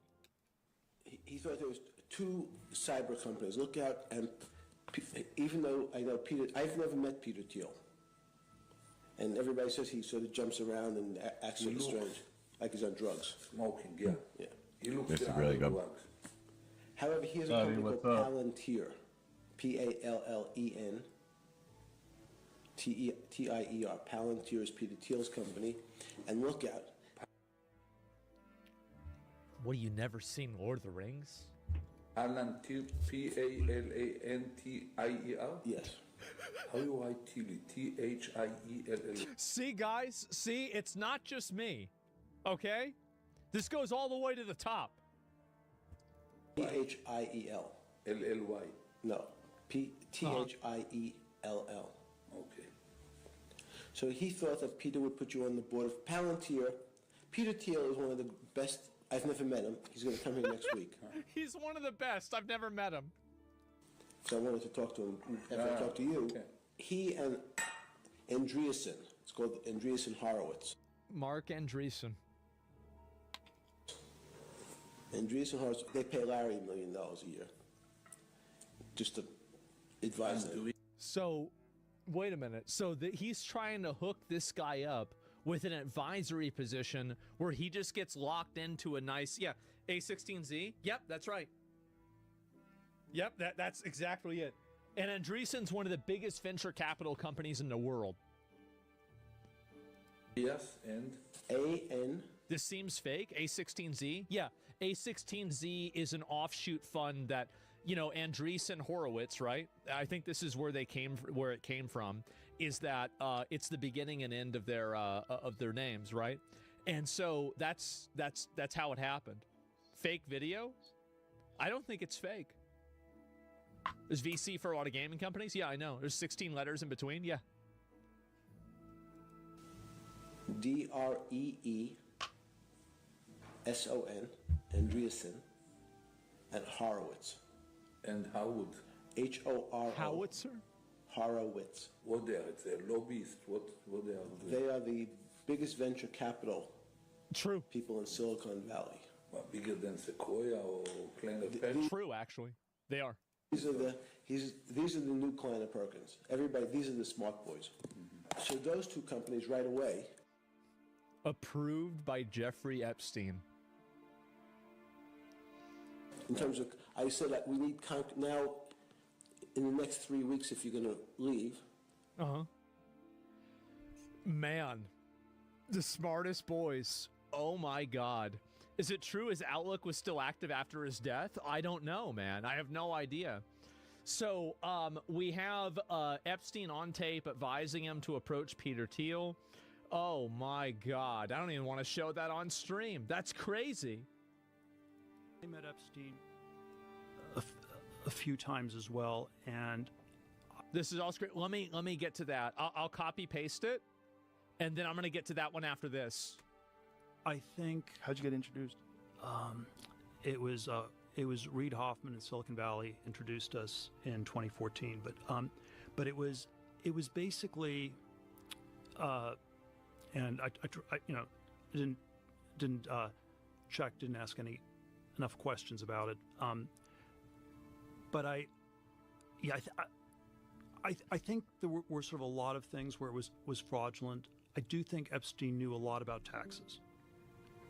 And there were probably, these complicated ways you could structure a nonprofit organization, especially as a way in a marital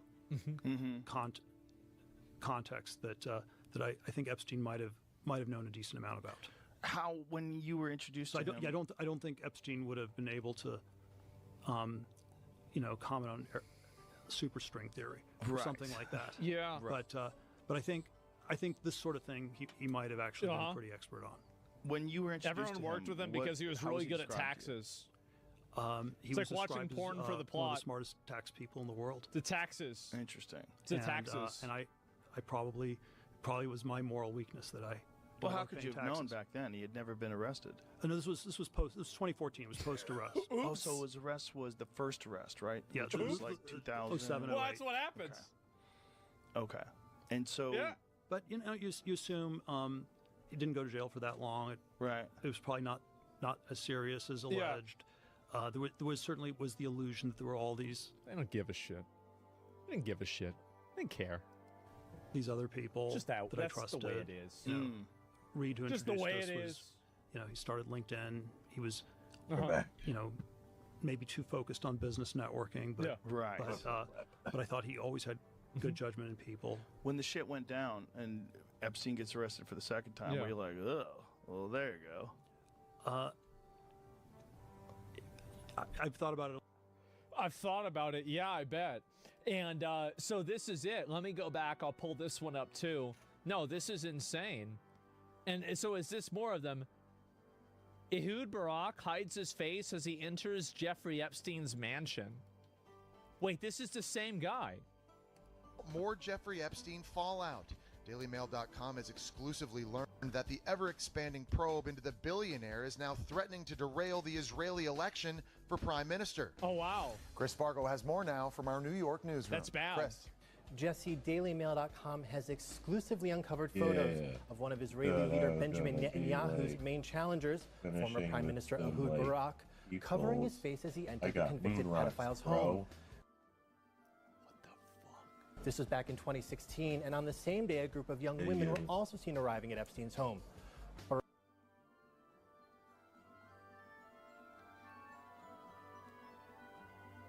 Balls. Hey, buddy.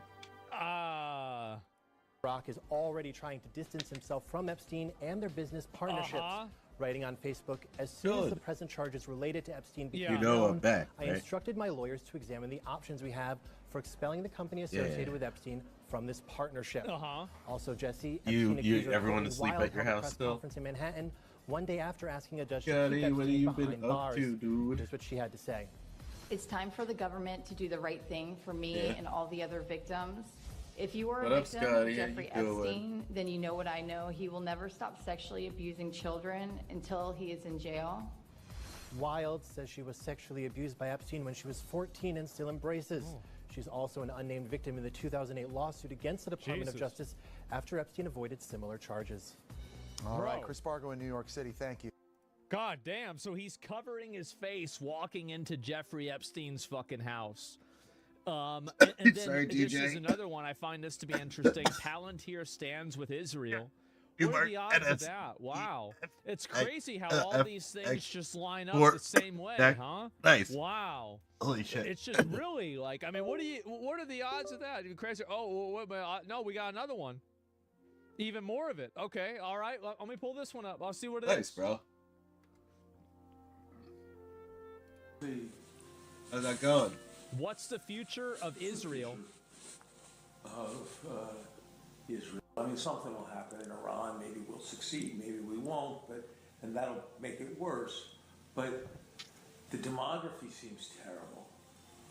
Nobody sane seems to be procreating, and everybody insane in their own way seems to have 5 children. True. You know, whether it's Arabs or Orthodox, they have 5 children. If you're regular Israeli, you have 1.5 children. Second life. The Haredim are more productive than the Arabs. So they're mad that DJ the got Goyim second are life. having too many kids? The Goyim are reproducing and we had exponential support function for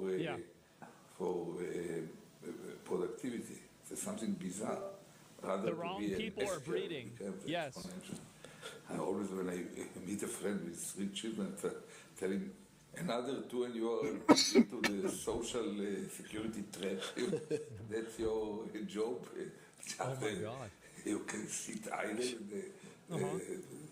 No, I don't. The future of Israel is waking up. At the right future moment of Israel. Putting a wedge on this drift along the slippery slope toward one-state nation. First of all, because with one-state nation, it will be even faster. Yeah, it will be binational. So if it's a one-state nation, what happens to Palestine? There is in a generation with an Arab majority. In fact, one of Abu Mazen kind of partners to leadership. Someone says bye-bye.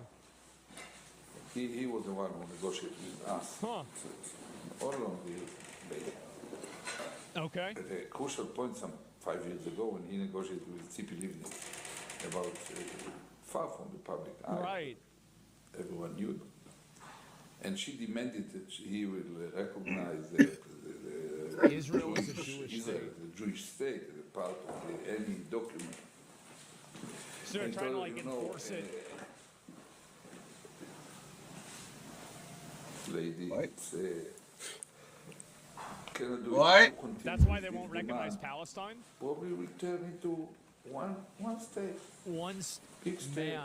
From the Jordan to the Mediterranean, every citizen will get a vote. And the majority will decide what could be simple. So it's not there's a need to stop from the river to the sea. in a way, it's a collective blindness of our society. The sight field is not full. You don't. Some people do not see everything. What's happening here, you don't see it. It's never existed. So that's what happens to our society right now. So that's number one. And that's why it's not a zero-sum game. We are not making them a favor, doing a favor to the Palestinians or to anyone. But even within the borders of smaller Israel, there is still an issue. And I think the Arabs are growing slowly. They were 40 years ago, they were 16%, now they are 20%. We should be able to make... So they're talking about like demographic to provide changes. equality. First to the Druze, they are about 1%. They are totally Israelis in their behavior by security people. Man, numbers game always? I guess so. The Arabs in Israel? Yeah, because the Arabs are about 20% of Israel. That's true. It's accurate. Oh my God.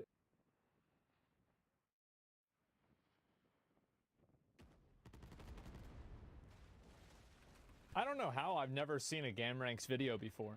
I love this. These guys have 8 million subs. I've never seen this before.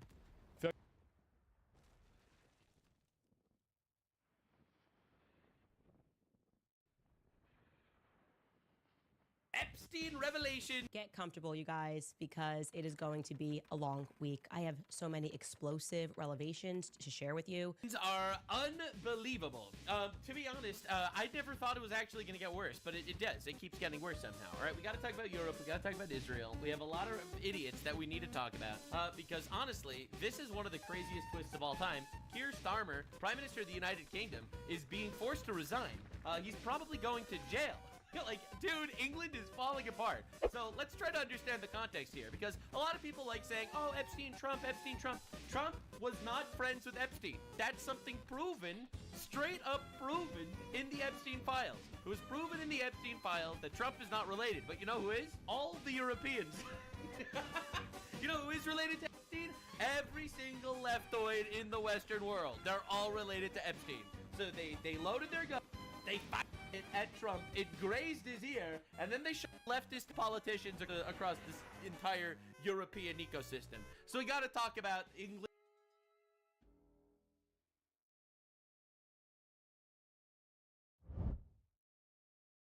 I will be right back, everybody. Give me a minute. On January 30th, 2026, the United States government released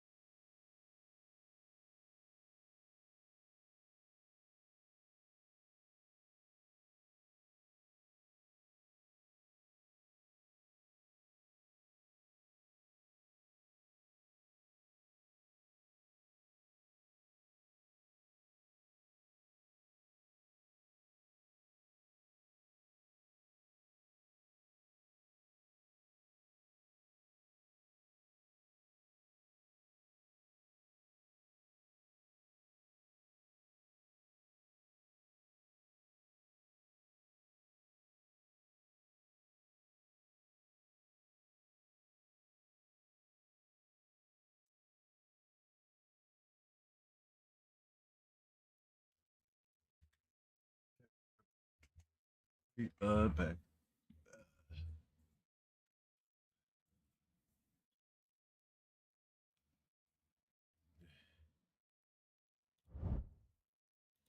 3.5 million pages, Yo. 180,000 images, and 2,000 videos connected to Jeffrey Epstein. And now the DOJ's website makes you confirm that you are 18 or older before you can view the files because they contain things that you should be 18 or older to look at. Now roll the clip of Blanche telling us what they left out. Jesus. Any depiction of CSAM or fee was obviously excluded.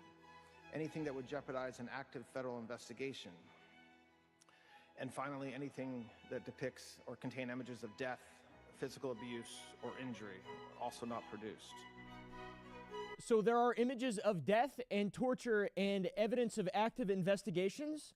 They left all... Okay, so wait, hold on, though. What about all the stuff that they said in July? What about all that stuff? What about what Kash Patel said? What about all that stuff? Anyways, I guess we'll just move past that. So remember the terms at which the files were to be released? You are allowed to withhold files in the interest of national security or foreign policy. Remember that? Are files being withheld on that basis? It doesn't seem like it. It seems like files are being withheld to protect people still. That's what it seems like. And I don't think that the people that are being protected are the victims, unfortunately. Most of them want all this out. So our government is telling us in its own words that it has proof of death, torture, and proof of abuse that is so graphic that they will not show it to us, but it's not a matter of national security, apparently. So, and yeah, once again, the FBI director, this guy, frickin' guy, said that there is no Epstein list, no blackmail, no client list, nothing to prosecute. Who, if anyone, did Epstein traffic these young women to besides himself? Himself. There is no credible information. None. If there were, I would bring the case yesterday that he trafficked to other individuals. And the information we have, again, is limited. So the answer is no one? For the information that we have. In the files? In the case file. Okay. But what about the others? What about what they just said? Am I just stupid? They have 3.5 million pages they've released and still millions more to come out. So... yeah, that all being said, what did come out is very bad. There are exposed emails from Elon Musk's SpaceX account. There's blackmail material on Bill Gates, which is, of course, they would let that come out because Bill Gates is a commie. A sitting commerce secretary was caught lying. 3 royal families implicated, intelligence agencies implicated, and an FBI chart naming 8 co-conspirators. Wait a second. I thought there weren't any. And obviously the president did tell a congresswoman that the files would, quote, hurt people. Yeah, hopefully it hurts the people that deserve to be hurt. I mean, what? Also, going through this, I implore you to not make this whole Epstein thing about a team or like a partisan thing, because everybody is implicated in the files. Every single ideology is implicated, progressive, alt-right, all of it. It's all there, and it's all bad. It is a small group of very evil people that control. It's a cartel, a private cartel. Next video is about that private cartel. Clinton is in the files. Trump is in the files. Somehow Trump thinks he's absolved after this latest release. I don't know if he can even read at this point. Every person who's like powerful, pretty much on both sides, and the people covering it up are on both sides as well. Once again, it isn't about me, and it isn't about you. It's about a private cartel of the most powerful people on earth who have total control over our government and have been able to do whatever they want for a really long time until maybe hopefully the next 50 years, it kind of all crumbles. Dude, DJing in a club in checks and balances Second that are Life. supposed to exist. The institutions that are supposed to stop. You're getting that paid evil for it? that just You're getting actually overreach. paid for They DJing? either look the other way or are in on it, and that is why they look the other way. Blackmail moment. So, a couple months ago, Congress forced the release of the files. 427 That's what's up, man. That is what's just kidding. up. His reasoning is like somewhat logical. Is it a nightly Doing that thing? Principle he knew. Anyways, the House voted to make these files public. Donald Turnip signed the bill. The first batch came out That's in December cool. 2025, and immediately That's cool. That's everything, cool. That's 500 cool. pages blacked out, nothing, less than 1%. That's It pretty was total cool. dog That's pretty shit. cool. I They like didn't it. even redact the I files like it. properly. I like They it. just That's copy what was fucking under dope. the black boxes and then paste it. So, plus while You people can do were it whenever looking at you files, want. they just That is vanished from dope. the website, and then they got caught. So you and like they put them making back up, music and yet? 16 files vanished are you from the making DOJ tracks? website overnight, including a photograph, this photograph of Don Lad Turnip with Johnny Epstein. No explanation. And no like, announcement. listen, I don't make tracks. They forgot My to best redact friend it, makes my guess, and tracks. it's clearly a cover-up, I don't pretty make much. tracks. Seems Oh, like that's what the reality make is. tracks. A little over a month later, that are January used 30th, for, the DOJ released the real big dump. 3.5 million pages. But the DOJ has identified over 6 million pages connected to Epstein. Remixes, awesome. Now, a little over half. Yeah, And I the just Deputy do Attorney like General remixes said and the mashups and review shit is like that. over, but they're still withholding FBI victim interviews, prosecution memos, and hundreds of thousands of emails pulled from this guy's computers. He's emailing stuff about torture to people like it's some kind of weird... he's texting on email. Why is he texting via email? Also, he writes like an idiot. All these people do. And out of 3.5 million pages, still don't know who the co-conspirators are. I thought there weren't any co-conspirators. That they said that. That's on record. But for us, there is a ton of stuff to go through from the files, a lot more clarity. We now realize, we realized before, everybody's already known this, except for the government telling us that it's just not true, that these people are evil. All right, guys? They're bad and they're wrong, and they're not like us. Buried deep within the 3.5 million pages was an FBI document called a Confidential Human Source Report. And a source told the FBI that Epstein wasn't just a predator, he was an intelligence asset and, quote, belonged to both U.S. and allied intelligence services. This was alluded to a bit in the previous drops. We already pretty much knew this, but the source was Alan Dershowitz's own assistant sitting in on phone calls and taking notes. We're going to come back to this because Alan Dershowitz, if you're sped up on Epstein stuff, you know who that is. But this is really bad. Very, very bad. So, we've got emails from Elon Musk's SpaceX account asking about... Two funk mixes and mashup. Catherine, dreaming. Nice. Nice. That's what's up. It is pretty fucking dope. Hell yeah! Post your link in the chat.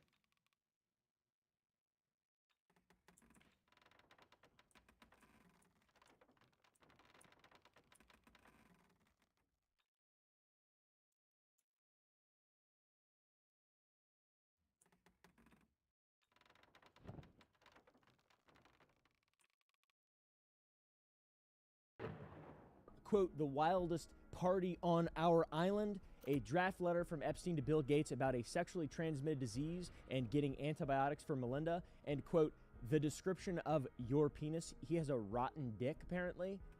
Bill Gates does. Also, Trump's Commerce Secretary Howard Lutnick planning on lunch on the island after publicly claiming he cut ties years ago. Then there's text messages between Epstein and Steve Bannon describing Trump in the White House residence in his underwear, almost as if they have like a little teddy bear camera. Like they're babysitting him with a little teddy bear camera or something like that. That's probably what it is. I don't really know. Then there's this FBI document about the OG SEAL Team 6 commander, Richard Marchenko, the rogue warrior, who had a Bethesda Softworks video game made on him. It's terrible. But this guy was picked up in Mexico, and he claimed to have video evidence of Epstein with minors in Mexico.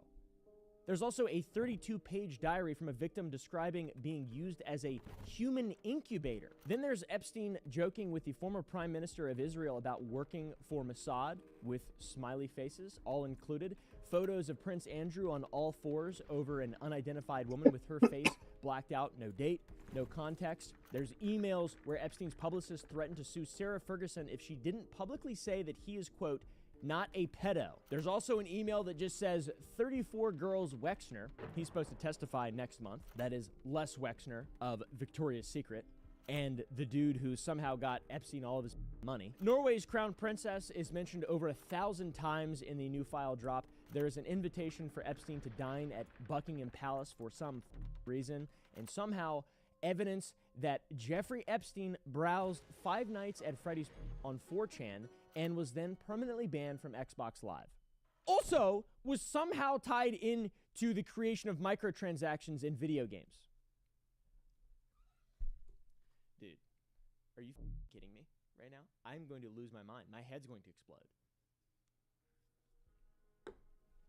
Everybody, games, both parties, every industry, every country, royalty, intelligence agencies. It is a cult. It's like a system. I don't even know what to call it, but it's starting to really make sense why nobody wants the files released. It isn't just Donald Trump, guys.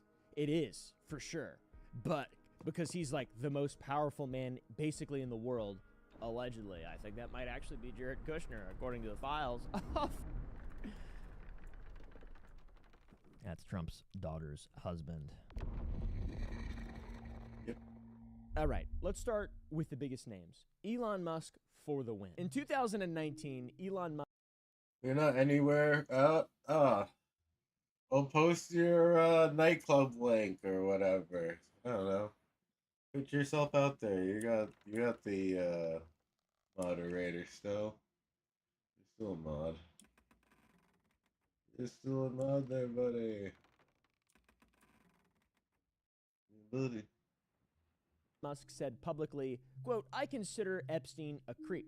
I declined to visit his island." And this has been Elon Musk's story for years. He barely knew the guy. He barely went to the island. I mean, he never went to the island.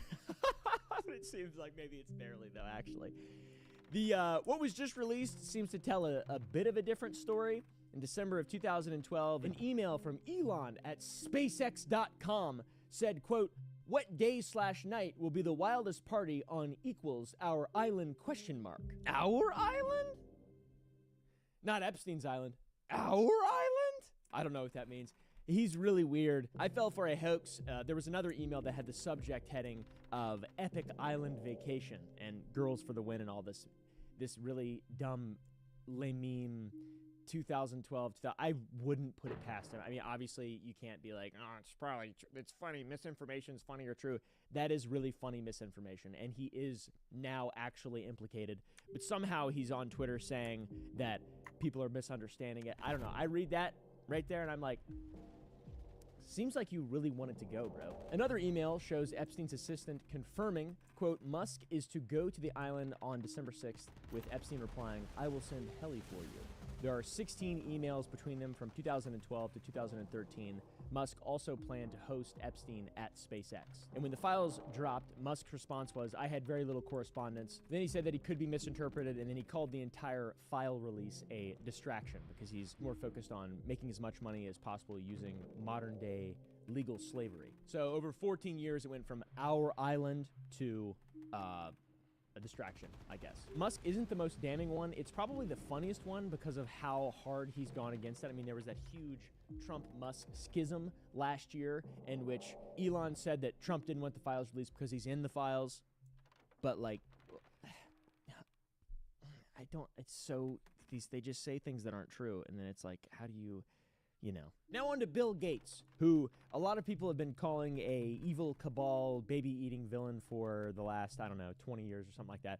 He's buying up all the land in North America. I don't know what conspiracies are real at this point, but he's in the Epstein files, and he seems to be quite a doofus piece of shit. There is a draft letter, so an unsent, I believe, email in the files that is addressed, quote, "Dear Bill." Gates had apparently asked Epstein to help cover up what the letter calls morally inappropriate behavior, and the details are pretty specific. The letter references deleting emails about a sexually transmitted disease, because everybody knows you can delete emails, providing antibiotics to give to Melinda secretly, because now she has a sexually transmitted disease. The implication from this is that Bill Gates, one of the most rich and powerful men to have ever existed in the history of Earth, gave his wife an STD that he contracted assumedly while hanging out with Epstein and then transmitted to his wife.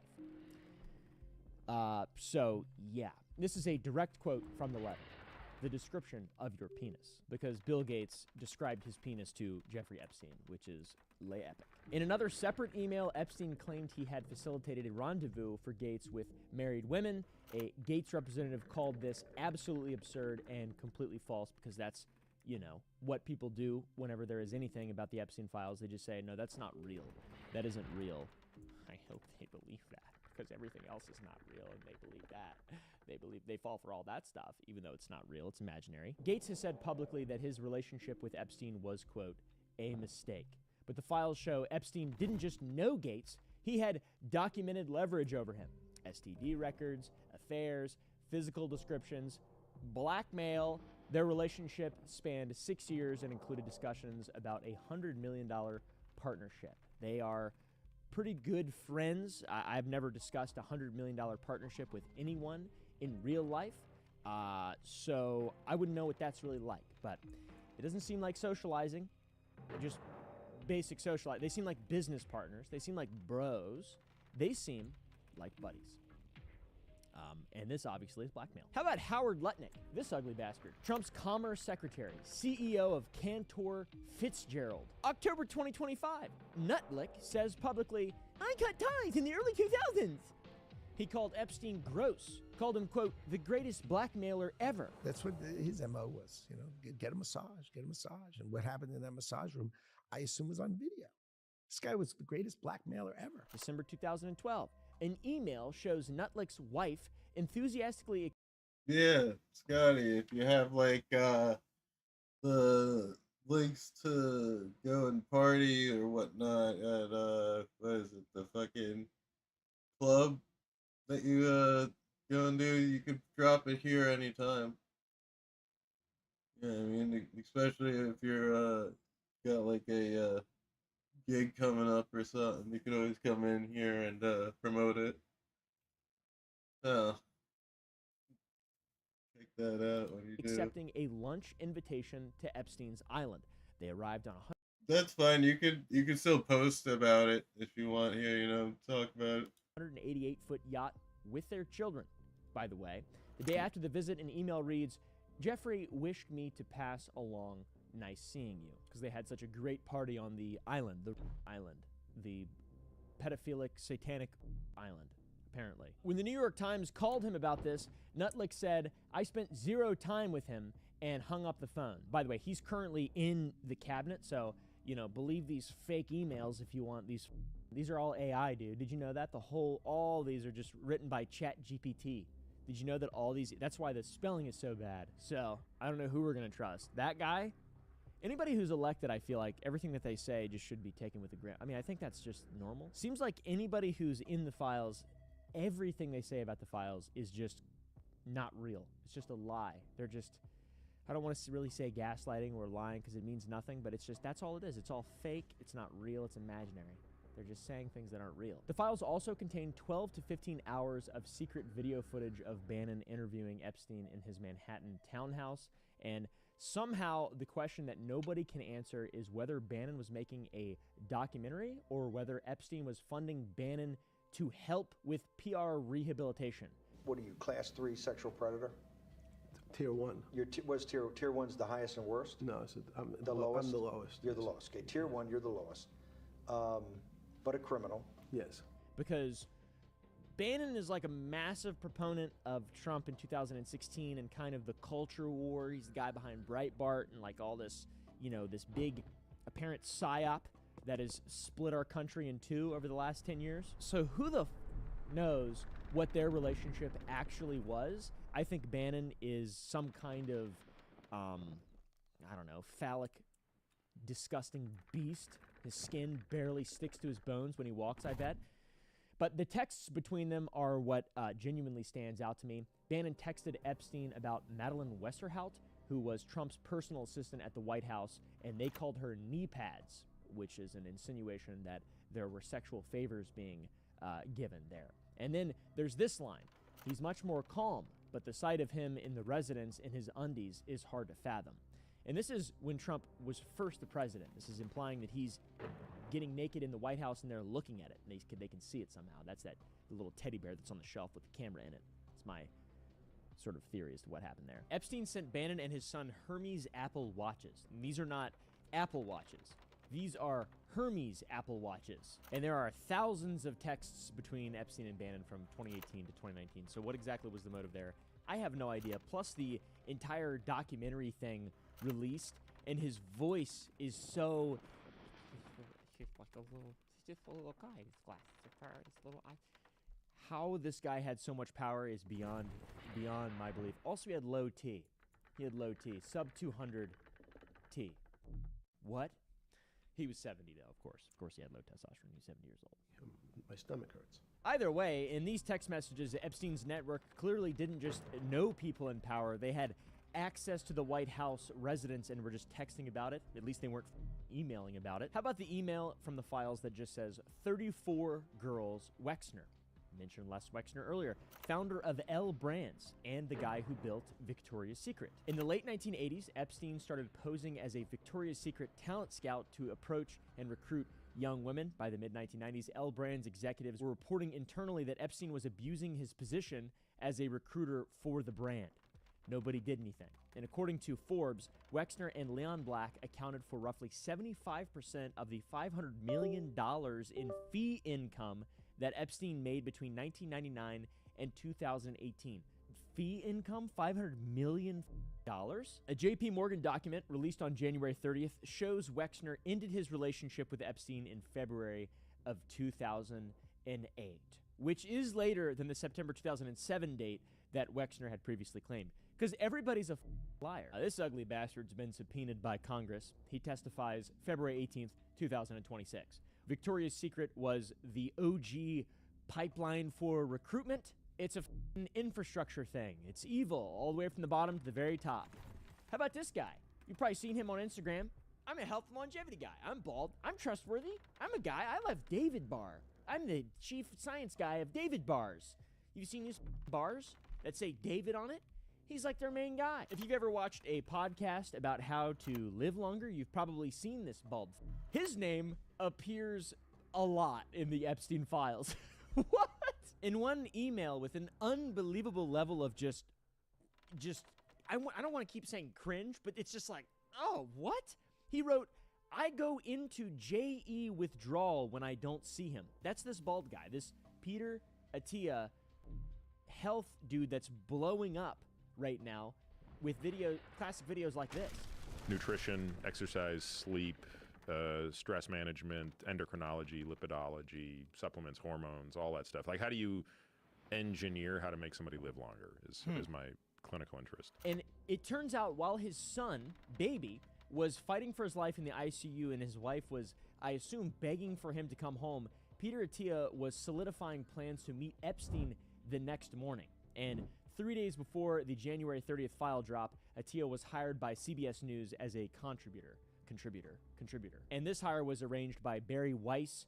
Weiss's wife, Nellie Bowles, also exchanged emails with Epstein. They're all related. Then there's Brian Johnson, the anti-aging ex-Mormon blueprint guy, the really weird, creepy guy who has a Netflix documentary based off of him, who's actually, like, seems to be regenerating himself.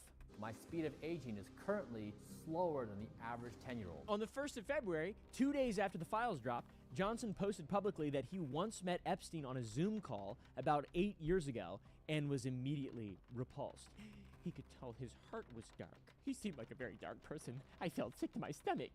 But the files show October 2017. Email chain shows Johnson's team actively trying to schedule an in-person meeting with Epstein. And the introduction for this was made by Alex Klokas, CEO of Futurism, whatever the that is, and coordinated through by Masha Drakova, a woman connected to Putin's inner circle who called Epstein a wonderful man. Johnson's people wrote that they would like to meet up with Jeffrey if possible, and what does his schedule look like today? So two of the biggest names in the anti-aging and longevity space are both in Epstein's orbit. Hey man, Epstein really liked transhumanism and eugenics, so I guess that makes sense. And that ties into the incubator diary that we're gonna go over later. This is so up. How about Stephen Tisch, co-owner of the New York Giants? Epstein was sending him details about women's personal lives. Tisch says he deeply regrets the association. Dude, why not just say, what else do you say, I guess? It's better than what Elon says. He's just like, you misunderstand. Girls for the win. Island. Elon's so awesome in a really sad kind of way. How about Lawrence Summers, former Treasury Secretary and president of Harvard? Emails show him discussing the romantic pursuit of a woman with Epstein. The correspondence continued right up until days before Epstein's arrest. He's stepped back from teaching while Harvard reviews his connections. The president of Harvard, dude. The president of the most prestigious university where all the smart people come from and stuff. That's what I was taught growing up, all right? I have an associate's degree in network security, okay? I'm the opposite of that. How about Peter Thiel, or as we call him, the Antichrist? His investment firm accepted $40 million from Epstein and maintained 5 years of correspondence. based, I guess. Hit him with the Palantir stare, Peter. When a freedom cell says something so surveillance phobic, you have to hit him with the Palantir stare. Anyways, Leon Black, founder of Apollo Global Management, which just sounds evil, sent Epstein a birthday gift that had to be x-rayed before delivery, which is an epic win. Christopher Poole, better known as Moot, the founder of 4chan, was introduced to Epstein at age 23 through Boris Nikolic, who was Bill Gates' science advisor. And the email says, he does not know that yet, so please keep it confidential. So there were secret travel plans arranged for a 23-year-old through the Gates network. Now, how about Casey Wasserman, head of the LA Olympics organizing committee? This person was exchanging emails with Ghislaine Maxwell, the only person who's in jail from all the files. How about Brett Ratner, the disgraced and now somehow legendary film director? He was photographed with Epstein and Jean-Luc Brunel, the other guy who died in a prison, but in France. He's in there. Ever heard of the movie Melania? That's his brainchild. I heard it beat Iron Lung in the box office. How about a Peggy Siegel email from 2009 describing an after-party at Maxwell's Manhattan townhouse for the film Amelia? Apparently, Bill Clinton and Jeff Bezos were there. By the way, this is in 2009, after he's a pedophile and child trafficker. After. But he's, 2008, the banking crisis, and he's a banker and he's a money guy, so he's not, fully bad, I guess, at that point. People haven't realized that he's fully bad because it's still a secret. Or no, wait, he went to jail. So it wasn't a secret.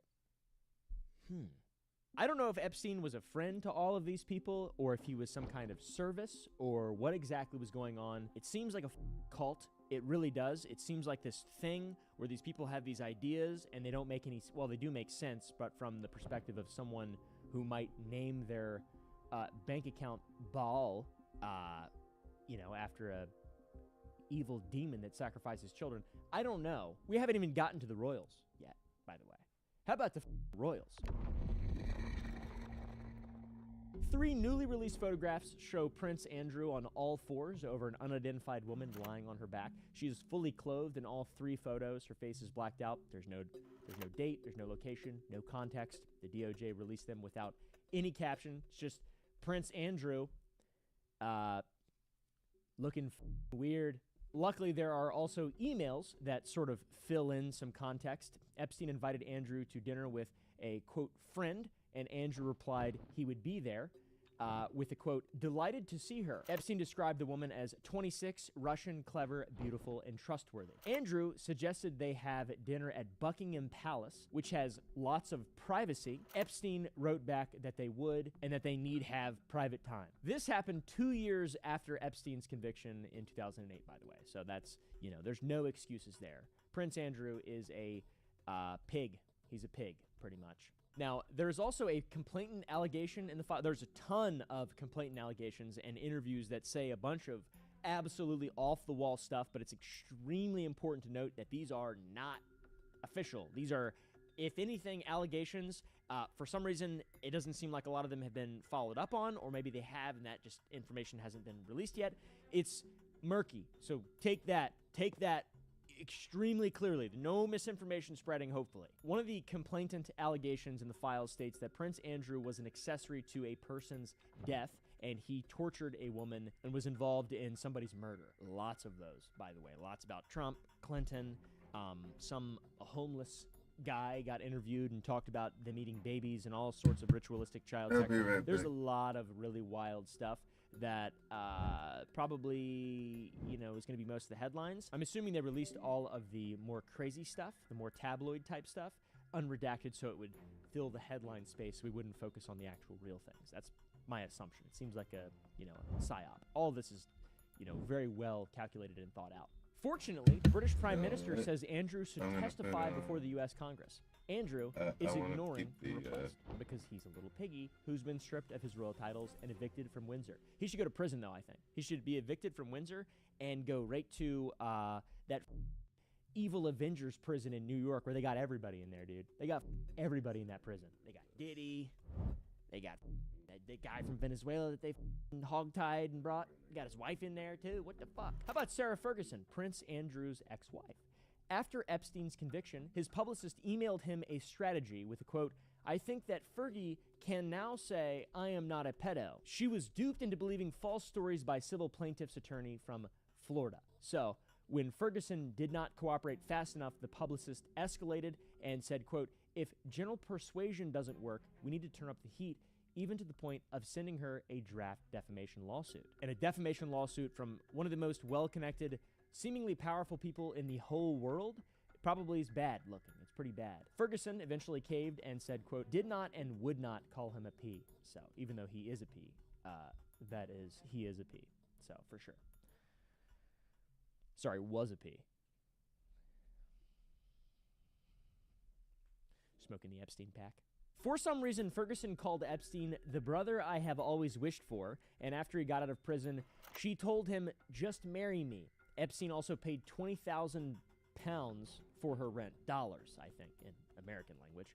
And Ferguson told people she could arrange tea at Buckingham Palace Apartments or Windsor Castle for Epstein. So it's all favors, money, and then when that doesn't work, it's threats and silence. So, blackmail. How about Norway's crown princess, Mette Marit? I'm not even going to try to say that correctly. Her name appears lots of times in the Epstein files. For some reason, Epstein was arranging cosmetic procedures for her.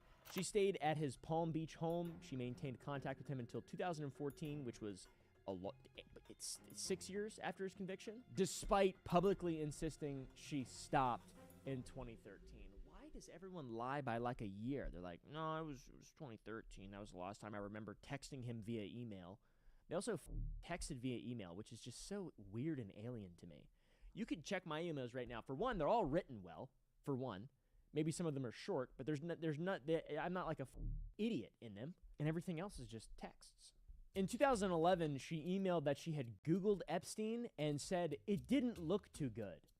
She ended the email with a smiley face, which is incredible. 1 year later, she suggested Epstein connect with Scandinavian women for some reason. After the files dropped, she said, I showed poor judgment and I deeply regret having any contact with Epstein. It is simply embarrassing. ChatGPT, how to write formal apology after an email about a trip to Paris where someone replies, quote, for le pedophile convention? Epstein responds, I think pedophilie is the plural. So I assume yes for the pedophile convention. They went to a pedophile convention in Paris. Apparently that's a thing in Paris, according to the Epstein files. How about this top official in Slovakian government resigning after the files revealed his meetings with Epstein? Hey guys, an international political casualty. That's amazing. Now on to the FBI's own interview records. Documents called 302s describe what happened to people inside the Epstein system. Victims told the FBI about private planes moving them between residences, about passport logistics arranged for international travel, about modeling fronts set up to recruit foreign nationals. One woman even told the FBI in 2021 that she was approached outside a New York dance studio at age 17 and invited to provide what they called dance-based fitness sessions, which then turned into massages, and the massages turned into sexual encounters, and that went on for years. Epstein paid this person and encouraged her to introduce friends. With all of this, obviously, Ghislaine Maxwell served as the primary recruiter. She directed victims' clothing and social interactions to suit the preferences of high-profile men, and Jean-Luc Brunel, a French model agent, was named as a co-conspirator on the FBI's own chart. He recruited girls through modeling agencies for Epstein and his associates. This guy, once again, if you didn't know, died by suicide in a French jail in February of 2022. The second most important person in the whole thing died in custody, just like the first most important person died magically in custody, and there's dude on 4chan saying he's at this guy. There's so much. There's so much. Ghislaine's still alive, though. Why doesn't she just tell us? Isn't that how you get a better sentence? Or you think she'll die in custody? That's probably what will happen. She doesn't also want to die in custody. Custody doesn't mean safety. Custody just means control, I guess. After victims left this system, they were contacted by people claiming to represent Epstein's interests and pressured into not cooperating with investigations. The FBI had all of this for years and just Nobody knew, I guess, because it's an active investigation, stuff shouldn't be released. But also in July, they're like, there's no Epstein files, nothing's even happening. I don't, like, that's the really confusing part. Because when you say, just release all the files, and then people are like, well, they can't because it's an active investigation. They said it's not, though. They just said it's not a couple months ago. And now it is, though. Or whatever. So I don't understand what's going on. It seems like everybody's lying. Anyways, the diary. The diary is horrifying. It's 32 pages, written by a victim who described being used as a human incubator to give birth to a baby girl fathered by Epstein, which involved Maxwell. She was told her physical traits were a part of a superior gene pool, which is, you know, Nazi eugenic type ideology. Every aspect of this person's life was controlled. Maxwell alternated between hostility and intimacy to keep her in line. And how about the 30 23andMe DNA testing kits ordered through Sultan bin Sulayem that were then shipped to Epstein's New York address? With the context of an incubator diary and Epstein's interest in eugenics and genes and all this stuff, it seems very bizarre. It doesn't seem like a fun experiment. Hey, let's all get our genes tested and see where we hail from. Seems more like, let's all get our genes tested and see where we hail from. That's what it seems more like. Now, earlier I mentioned this diary, but more and more has come out about it, and it is absolutely tragic and terrifying and extremely bizarre. As you can see, it wasn't written in plain readable English and was decoded into a legible transcript at some point. Tomorrow is the halfway ultrasound for Jeffrey. This one stuck. After they took the first baby who survived in the early miscarriage, I think it was called I No Longer Feel Like a Person But a Vessel. Will they take this one too? Who has the first one? I am not old or mature enough or even in the place to have a baby that I would be responsible for. I had to go to eating disorder treatment prior to being in this situation again and missed the entire full semester of school. I am so very exhausted. My body feels so tired. Will I ever be free? So whoever wrote this diary, this is not the first time they've been pregnant. She says that they took her first baby and mentions missing school for this. So the age is the implication there. This entry has an ultrasound of the baby. I am such a monster. I didn't console her. I can't unhear her screams. They haunt me. I couldn't even bring myself to look at her. I am a monster. I deserve to be haunted by her screams. I am so sorry. I am sick broken. Now this one was removed from the DOJ site. You can no longer find the file, but it is available at archive.org. Walk down Madison Avenue to 71st Street. My mother has lost her mind. Even though Ghislaine said it was best to take me home because Mr. Black is so important for some reason over my health, there is going to be hell to pay. I ruined their trip and I am dramatic when that fat bit me. He threw me to the floor and blood all over Jeffrey's carpet, and I am the issue? Who the bites someone? Sick. No one is that important, and Leon can go himself. I hate New York. Apparently the fat who bit her is Leon Black. He's mentioned many times in the Epstein files. For example, here he's mentioned again. There's a poem on the page with underlined text that reads, "Birth, cry, fatso millionaire. It's violent, goddamn baby screaming. There's always a bloody baby. Your 7 chins still as a ham." This Leon Black guy, pretty interesting character. Now his first line on Wikipedia includes that he was named in the Epstein files. So this page names Alan Dushowitz, Mr. Carruthers, and Mr. Islam. This is a confirmation of the victim's age, which is the age of 16. This document is extremely depressing and disturbing. It mentions a doctor from Israel and also Mar-a-Lago. It also tells how the victim had the help of a friend to try and escape. Mentions mom being upset, which shows the parent knew what was happening to her and most likely was not helping her. So there's plenty of speculation there. Maybe she was being paid, so on and so forth. I have no idea. This is what was actually written about the actual birth.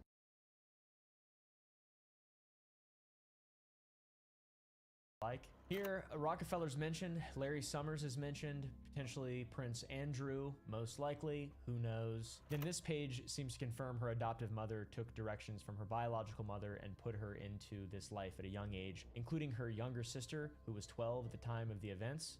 The paternal grandfather also knew of the abuse. Dana Chasson and Larry Summers confirmed to be involved, according to this document. This is amongst many other extremely disturbing things in the files. I recommend everybody go read some of them yourself and don't just watch videos like this.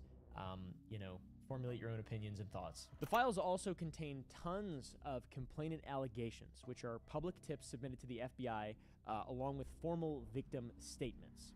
Now, it's very important to realize that these are just tips. Some of them are anonymous, some of them were followed up on, some of them were never followed up on. It is a massive area of gray. A lot of them are uncorroborated.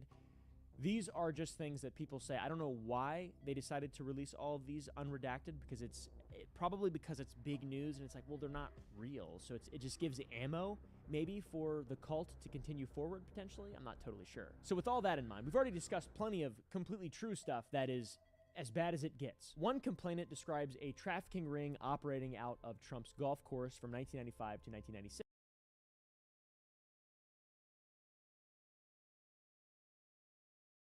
Read these allegations and public tips, it makes emails from the files that are more legitimate seem a lot more legitimate. For example, an email from Epstein that reads, "Where are you? Are you okay? I loved the torture video." Or other emails between Epstein and his associates containing the line, "Pizza," or the word pizza, I guess. "Send pizza to Bobby!" Exclamation point. If you've heard of Pizzagate, which is a massive conspiracy in DC about Comet Ping Pong Pizza, and it's become a conflagration of misinformation with some very good, solid, I would say, points that should probably be investigated, but the baby's gone with the bathwater. Actually, my appointment's at 2:15. Okay, at this point, it's psyop. But regardless, pizza is a FBI code word for CP, meaning a young girl. That's part of the FBI's SOPs, and they're talking about pizza in these files. So, you got to really be careful with what we're reading and what we're interpreting from it, because it's all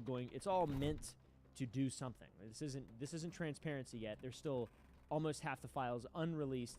Most of it's redacted. This is not transparency. This is all very deliberate. What's coming out is very deliberate. A male victim described being assaulted on a yacht. The FBI dismissed it and recommended no further resources. The supervising agent's response was, "I didn't realize Bush him too." Okay. And that's Bush 1, by the way, the, former CIA. Bro, the shit that I'm... Spark it up! The shit that I'm hearing is insane.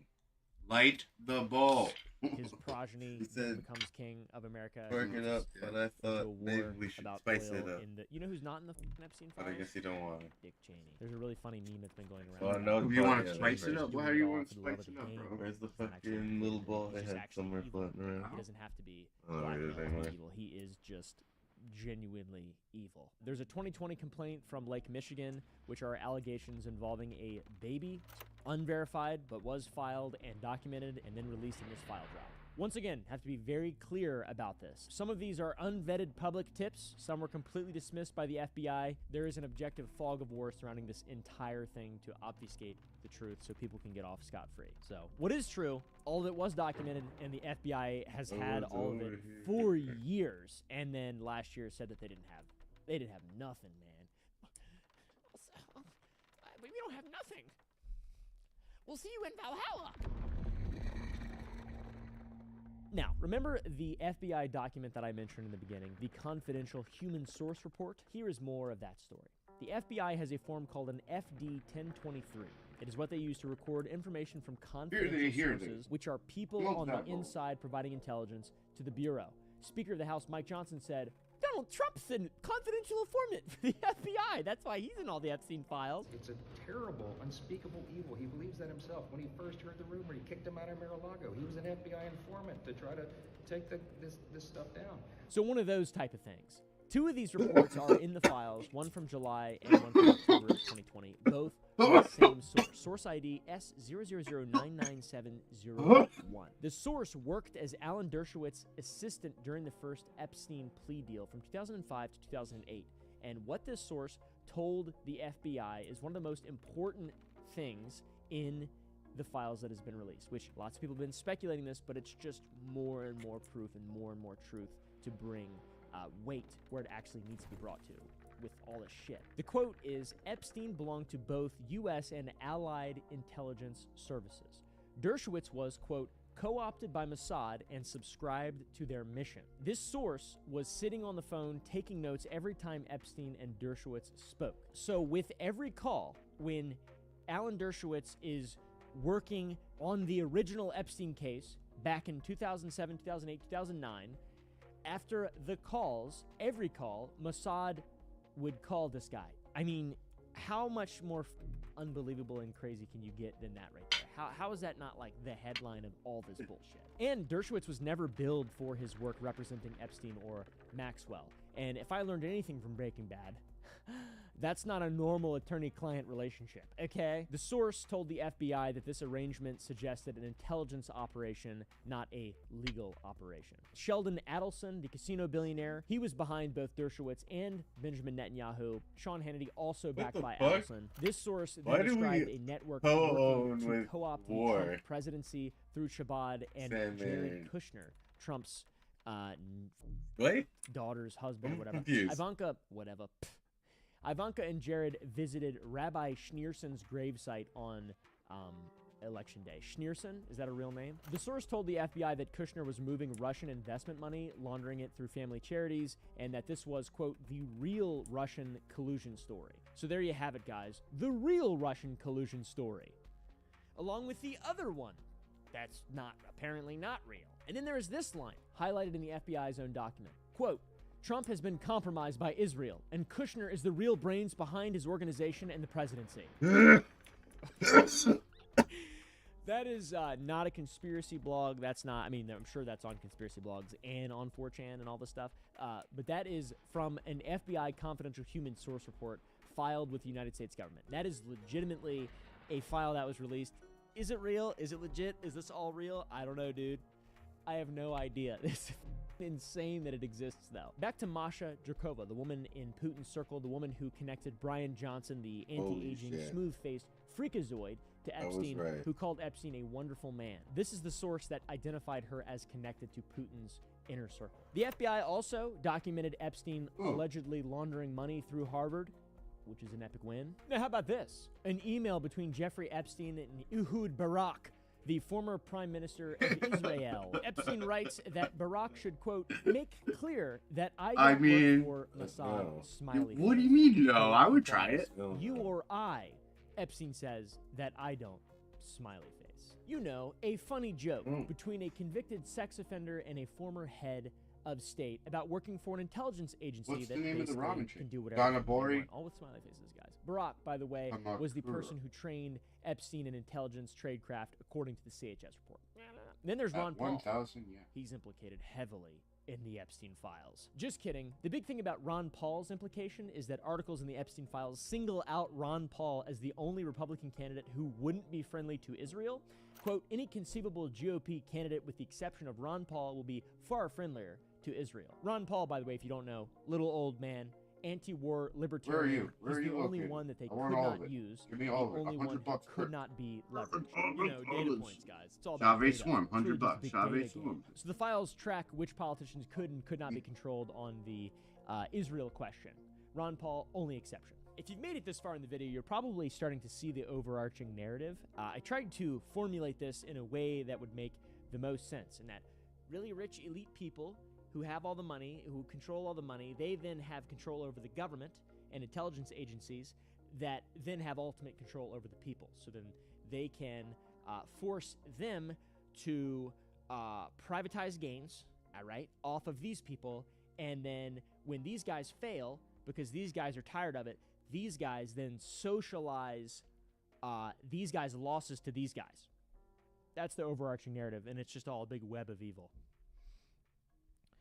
Too many idle hands with too much money. So that's who was in the files. How about what the these motherfuckers were doing? July 2011. Libya is in the middle of a civil war. Muammar Gaddafi still has a month left before rebels kill him on the streets and shove a broomstick in his ass. And an email lands in Epstein's inbox. I mean, that definitely Greg is what Brown, happens. not The the Muammar musician Gaddafi. that sings the beautiful song Does get Spring the Wind, broomstick one of my favorite of doom. songs of all time, but rather a different Greg Brown. broomsticks. I hope. It's definitely a different one. I mean, maybe it is. I don't know. The email lays out a plan to recover $80 billion in frozen Libyan government assets. Dr. Evil type shit. Brown says he's working with Paul Hastings, a 1,200 attorney international law firm. And then there's this line. I have friends formerly with MI6 and Mossad willing to help identify these stolen assets. Epstein's reply is, the Libyans now are legit, but need real help. The big carrot is $100 billion in reconstruction spending once the war ends. That's what the big carrot is. And this is like conspiracy Government Subversion 101. Wars are not about good and evil. They never have. Well, maybe sometimes, and occasionally they have been throughout history. But mostly they're about destruction and then who gets to rebuild and who gets to then claim the resources. And that's not a conspiracy. That is the objective truth and fact about how most things work. Not just war, but like marketing and there's so many things. Anyways, in regard to the files, this is not socializing. This is geopolitics, a convicted sex offender coordinating with intelligence operatives to access war-torn countries' frozen assets during an active civil war. That's what we're seeing in the files here today, guys. But it's not a big deal, all right, according to the FBI, or according to this, or according to, what's a funny thing to say about Agartha's finest soldier, Kash Patel. I don't know, dude. How about Dubai, one of my favorite countries in the world? Sultan bin Sulayem, CEO of DP World, double penetration, one of the largest port operators on the planet that runs shipping terminals in over 40 countries and is a subsidiary of the government in Dubai. Bin Sulayem sent Epstein intelligence about a Mossad assassination. January 2010, Israeli agents assassinated a Hamas leader in a Dubai hotel. Bin Sulayem forwarded Epstein the details. Why, I wonder? I have no idea why. I couldn't even begin to guess. He also arranged a Russian masseuse as Epstein's personal masseuse at a Dubai hotel. He also is the guy who ordered the 30 23andMe DNA testing kits that were then shipped to Epstein's New York address for some unknown clown world reason. I have no idea. And he used Epstein as an intermediary for UAE sovereign wealth investments in Nigerian port infrastructure. So that's where I'm going to start sticking my money, into Nigerian port infrastructure. So now we have a government official from Dubai sharing Mossad intelligence with Epstein, arranging women for him, ordering DNA kits for him, and routing sovereign wealth fund money through him. After he's a fucking sex... What? Now how about Indonesia? An Indonesian billionaire bought Trump's Beverly Hills home at an inflated price, which always is a green flag of moral goodness. The FBI source connected this fella to Indonesian CIA. So very big ass. It seems like if you are powerful, the CIA wants some kind of awareness of what you're doing and some kind of control over what you're. I just hope that that's not the reality, because I want to be a big time billionaire someday, guys. I want to be a big billionaire guy one day. There are levels to this thing. It's an operation. It's a cult. Whatever the you want to call it. It seems cult-like because they have very specific beliefs, and not all of the elite people in the world are bad, obviously, just most, it seems like, just most of them. Most of the names you know in your head are bad and wrong and badong. Fuck, bro. And it seems that Epstein is one of the puppeteers, or I hate this cold weather shit. I want to be outside. This whole operation. Bill Gates had a sexually transmitted disease that Epstein knew about, and was somehow his pharmacist guy. Epstein had the emails, facilitated affairs with married men, kept physical descriptions of his peckerwood, and leverage, I guess. I don't know. Control. Musk was on our island. Maybe that's misspelled. I don't know. Nutlick took his wife and children on a 188-foot yacht, allegedly. Bannon had someone inside the White House residence reporting back to Epstein about the president in his underwear, allegedly, or maybe had one of those little teddy bear cameras. I still think that that's the funniest way to view it, the most lighthearted way to view this evil, because I think it's very important to properly be able to parse information. You have to be able to laugh and look at this rationally. And for myself, being comedic helps me stay rational. Memes help me stay rational, right? Like, really. Dushowitz ran phone debriefs with Mossad after every single call with Epstein. He was never billed. He's a handler. Kushner is alleged to be connected through Shabbat. And this is like stuff, this is all mainstream stuff now that I'm talking about. This seems like fringe conspiracy talk. This seems like fringe conspiracy shit, but it's the Epstein files, guys. It's mainstream. It's legit. So we have a lot of information now to look through, and more stuff is going to come out over the next few days. I'm sure of it. There are co-conspirators now, 8 people, that redacted. There's still people who are involved who are being protected, it seems like, maybe because of an active investigation or what. I mean, it seems like there's a lot of people involved in this whole big shebang, or whatever people are calling it nowadays. Either way, it is both parties, both sides, all ideologies you can imagine: tech, finance, government, media, royalty, intelligence. It's a cult, pretty much, I would say, with intelligence, like I was saying earlier about The 3 kind of tiers. It makes sense. That's how I'm thinking about it. And the man at the center of this thing, Jeffrey Epstein, is controlling presidents, princes, prime ministers, and he's browsing Five Nights at Freddy's animated on 4chan, sending his girlfriend links to fan-made animations. He's correcting people's grammar when they're calling him a pedophile, talking about going to a pedophile convention. I think pedophilie is the plural. Not even to mention, he got permanently banned from Xbox Live in 2013 because Microsoft was removing registered sex offenders, allegedly, from their gaming platforms. or maybe he was just a asshole in voice chat. I don't really know, guys. This motherfucker got banned from Xbox, though. So where are we at? I have no idea. All the people who can prove where we're at keep dying. Jeffrey Epstein died August 10th, 2019. Official cause of death, suicide by hanging. But an FBI internal email released in these files says the note found near his body, quote, does not appear to be a suicide note. But the official finding is still suicide. How about an American named Kenneth Turner that called the FBI from Mexico and said he'd found a vault of sexually explicit material tied to Epstein? He named Richard Marchenko, the founder of SEAL Team 6, as connected to the network. The FBI could not verify his claims. Neither could I. And I've seen Richard Marchenko in real life. In fact, he put me in a headlock once. This is before the allegations, by the way. Before he went to Mexico. Also, he's dead. So, back to Turner, though. His own conclusion about Epstein's death was, quote, based upon what we have discovered here, we don't believe it was suicide. Turner's partner's car was searched by U.S. Embassy security in Mexico looking for the video evidence, and someone doesn't want that's my girlfriend, too. Apparently, allegedly. I have no idea, guys. Seems like Mexico is also compromised. And while Turner was actively investigating the Epstein case, his nephew Logan was killed in the Dayton, Ohio mass shooting, which is an unbelievable coincidence.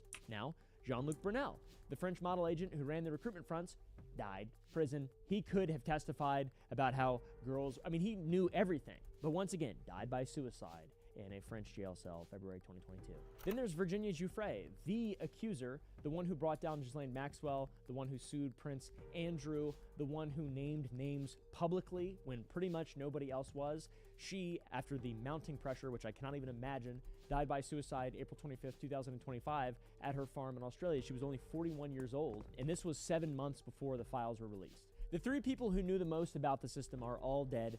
2 died in custody and 1 died 7 months before the files dropped. The accusers are dead and the accused are still in power, and it's just a bunch of chuds really in the government, pretty much pulling all the strings and levers and all that, guys, seems like. So the FBI started investigating Epstein in 2006, and by May of 2007 they had a draft indictment ready, not just for Epstein, but for Epstein and 3 of his assistants.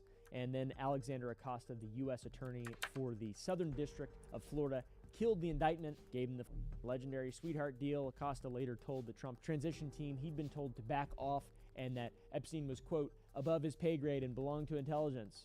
Epstein got the slap on the wrist, 18 months in a county jail with work release 6 days a week. He left the jail for 12 hours a day to sit in his own office in downtown West Palm Beach. His victims weren't even notified about the plea deal. That was a crime. Acosta later became Trump's Secretary of Labor. He resigned in 2019 when the plea deal became public because it was so embarrassing and stupid.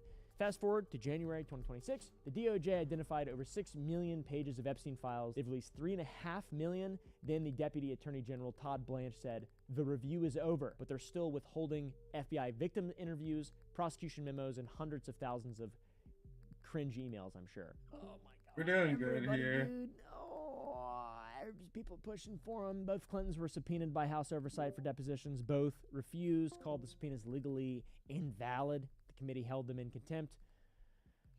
Some Democrats even voted yes on these things, man. It seems like, I don't know, man. Man, it's all I'm saying, buy copper now. And I do not own any, I promise. I'm just kidding. That's not financial advice. I do have probably maybe 10 pounds of copper. Okay, maybe 10 pounds of copper, which is like $50. So, pretty big investment. Trying to get out of that, I don't want him to have control over me.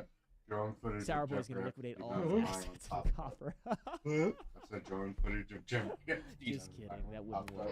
So yeah, fellas and fellettes. Yeah, seems it's like gonna the be a government lot of stuff happening there now because we got a lot of stuff happening there now because all the stuff that we were talking about is pretty much exactly what they were talking about. All these crazy people were really crazy.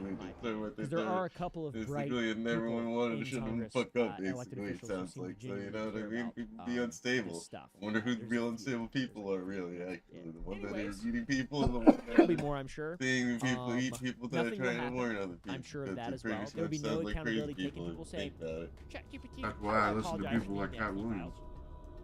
It is the I'm fucking Dave 41st Chappelle millennium. because those are the people that they made sound crazy and For aren't. 10,000 years, the Imperium has dominated the Like, I don't think Cat Williams is funny, but I do have respect for him for anybody who's fucking, in like, it, pretty and much anybody who's voting being all against it, fucking anybody who's just Hollywood. trying to say that it's a distraction. Relentlessly bully them. That's what I say. Let's start our own Every psyop. human soul, from the most highborn lord When we say to the game most consoles, you basic think- servitor, is dedicated to the service of the God Yeah, Emperor we're good. of mankind.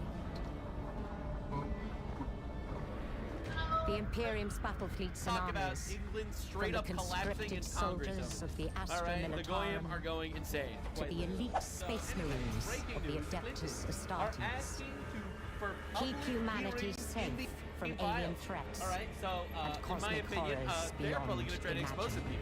people to save themselves. Absolute W. I fully support the idea of everything being public. Actually, this But is there is incredible. another. This is really good. This is great. Actually, I see some people saying no, it's not good. But it's amazing. Absolutely, because in my opinion, my stance is every single person that was involved in diddling kids with Epstein. I want them to die. I want them. Dead. So anyway, after a court case, obviously, after a court case, all right, tarred and feathered, as they say, but after a court case only. I'm not calling for violence. I would just support their execution publicly, spike kind of shit. Anyway, after a court case, of course, obviously. So anyway, they want public hearings, and this is actual footage of them doing a public hearing. For those of you that are unaware, this is actual footage of their public hearing. You thinking what I'm thinking, partner? Aim for the bushes. There goes my hero, watch him as he goes.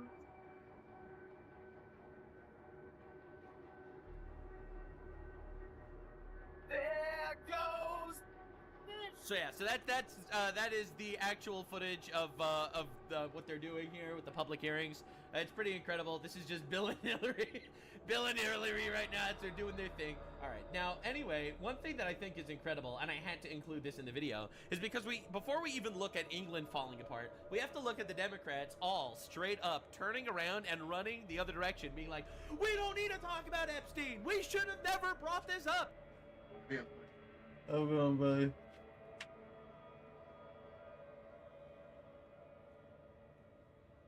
This is the craziest thing I've ever seen in my life. Will you ever cover the Epstein files? Maybe watch a YouTube video on it. All of it is super boring to me, though. I have no desire. Epstein stuff is super boring to Epstein-y over here. You've got to be kidding me, bro. What are we talking about? I think it's the biggest red herring, like mindfuck waste of time in the universe. Yeah, now you do. Now that the files came out. Maybe I'll listen to something later on it. I don't know. I have zero interest. Until something like more solid comes out, I have zero interest in unverified, unauthenticated emails that are just showing crazy shit out. It's just the most boring thing in the world to me. Yeah. There's like a billion other people that are going over it. So how can you say the emails are not verified? The FBI released parts of Epstein's private emails. No, can you explain? When I say unverified, I mean like we don't know the authenticity of any of the claims made in the emails. Like people can talk shit or say a bunch of random crazy shit in the emails. I assume the FBI would have ran a lot of these down. Like I just have no interest in reading through like a million crazy emails to see a bunch of crazy things. I was like, I don't know how to validate or verify if any of these accusations are true. Right. If anything comes of it that's actually true, I imagine, or I hope that some investigative journalist figures it out, or maybe there's a fucking there's never gonna be a DOJ thing, not under this administration. Right. But otherwise, it's just the most boring thing in the universe to me. Yeah, so I think this is incredible clip because after straight up a year of the left calling Trump a pedophile because Epstein situation or whatever, here we got the most diabolical cope in the history of time. I don't even think we should really talk about the Epstein files. Epstein files is really not important, actually. It doesn't actually incriminate anybody. I don't even know why we were trying to release the Epstein files, to be honest. It doesn't actually accuse anybody of any wrongdoing. I don't know. There's literally no red. It's just a red herring, no smoking gun. There's nothing actually really we need to talk about here. We should probably not even talk. We should address other things, actually. We need to talk about Donald Trump being orange and stuff and probably deporting people that shouldn't be deported or whatever. I don't know. We really shouldn't be talking about the Epstein files whatsoever. Actually, it's not even important at all. Yep. Anyway, did you know that allegedly he had child porn on his computer? Probably a coincidence. But anyway, we gotta move on, bro. Because the Epstein files are horrible news for the Democrats. This is amazing, dude. This is amazing. So Destiny, large libtard defender extraordinaire, losing his mind. Yeah, the Epstein files were never really a thing. Yeah, okay, dude. Yeah, okay, dude. All right, next we have to talk about Ehud Barak. All right, now before we get into the gigantic mess that is England, we have to talk about the former Israeli Prime Minister Ehud Barak sneaking into Epstein's house, his face all covered. All right, we don't know who it is. Who could this guy possibly be? I don't know. Anyway, this guy who we cannot possibly know who this is from this picture is Ehud Barak, former Israeli Prime Minister, and he was a mega leftist. Still is. He's still around. He's a mega giga leftist. Ehud Barak. He was giving away land to Palestinians and stuff like that. He actually leads all the anti-Netanyahu protests in Israel. And I have to actually give you so much background because I feel like this entire story was discombobulated and there's a lot to talk about. Now, you probably think that who do you think the most vindicated politician is when it comes to the Epstein files? Now, I saw a lot of people say Trump is vindicated because, even though he's mentioned a lot, he's not actually incriminated. All right, fair, whatever. Who do you think the most vindicated politician is? The one that's celebrating the most? That's right. It's Benjamin Netanyahu. This dude has been posting non-stop about Epstein because his arch nemesis, Ehud Barak, was everywhere in the Epstein files. All right? Literally, this is the biggest twist of all time. All right, so Benjamin Netanyahu not incriminated in anything in the Epstein files. In fact, Epstein admitted he hated Netanyahu, but Netanyahu is having the greatest day of all time. All right, so for the record, Netanyahu was first calling for the Epstein files to be released in 2019 because he knew it incriminated Ehud Barak, the leftoid. All right, so an amazing revelation from Ehud Barak that was exposed in the recordings of his pedophile friend Jeffrey Epstein. Ehud Barak suggests carrying out selection among Jews and importing to Israel the right kinds of Jews who are neither Mizrahi nor right-wing. On the left and its messiah, Ehud Barak, failed to win at the ballot box. They try to replace the people. Does that sound familiar? Jeffrey Epstein was straight up pushing the Great Replacement conspiracy theory, all right, with mass migration through all of Europe and Israel. He was trying to Great Replacement theory the Israelis as well. He was a global left retard, all right? And in fact, they caught him on tape admitting it. Then I believe we have to break the monopoly of the Orthodox Rabbi Night on marriage and funerals and whatever, and definition of Jew, and accept open in a sophisticated, subtle manner. Yeah, so by the way, this is Ehud Barak, leftist Prime Minister of Israel, talking to Jeffrey Epstein about letting other people immigrate into Israel that aren't necessarily Jews. Open the gates from massive conversion into Judaism. He wanted to do massive conversion to Judaism for Russians, for leftist Russians, and import them into Israel to steal Israel. Basically what the leftists are doing in America and through all of Europe, opening their borders and stuff, is what Jeffrey Epstein and Ehud Barak were planning on doing to Israel. It's another anti-God movement, radical leftist position. And this is crazy. So, of course, obviously, our boy Netanyahu, or whatever, he was thrilled about all this. This is crazy. I'm literally in shock that this was revealed. So, now, this is everywhere in Israeli media right now. No one else is talking about it, obviously. But this is insane. Now, Jeffrey Epstein was definitely like a Jewish supremacist, a lot of people would call him. But he was not religious, radical leftist. All right, he was one of those woke Jews, which are some of the worst people out there, it seems. I found the criteria to find smart people. okay? The more Jew you are, the smarter you are. You said you're 98% Jew. You're very smart. My ex-boss is 78% Jew. He is super smart. Less smart than you are. I have a close friend who is 99.3% Jew. He is crazy smart.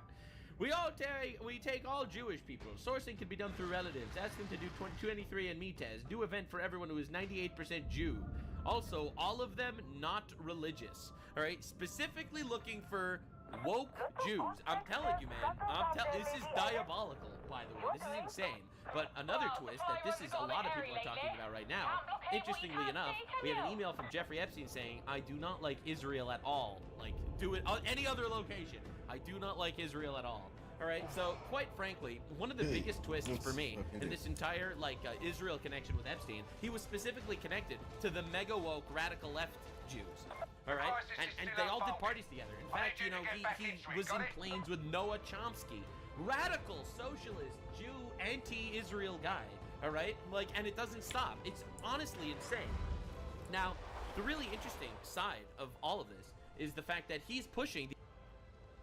It's so much of the same shit. It's gonna be all about that.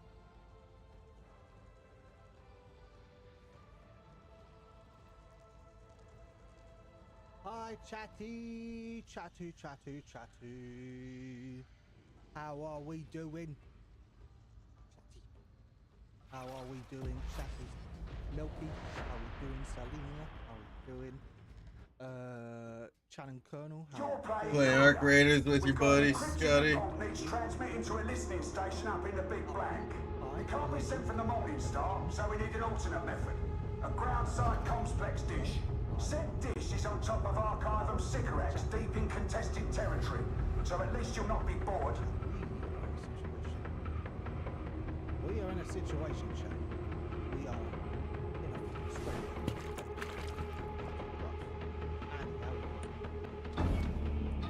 This is a bit rough, Jack. We are still in this position. We need to do something. Hopefully, Haley will be around and save us. Or something. I don't know. This part of Throne-side doesn't feel that different to normal. It is a courageous plot who complains around here. How brave are you, please? Abandon the sin and depravity. Head for the Skylink bridge. No, is that Lemon? From there, you can head to the Archivum. We are the wrath of Hem on Earth.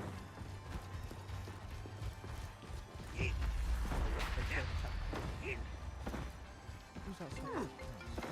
Do you expect me to answer the phone? No, straight there. Searching for Kill that shotgunner!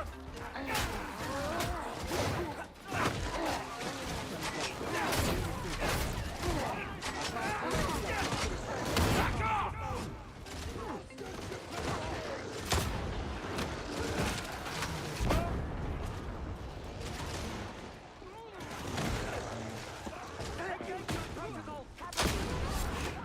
Away with you! Target that gunner! Now! Back away! Charge that shotgunner! Reaper!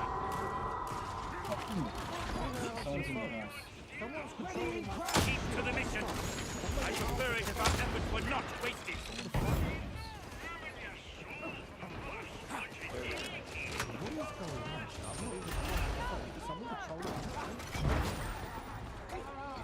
Reporting in. I shall win. Reaper! Reaper!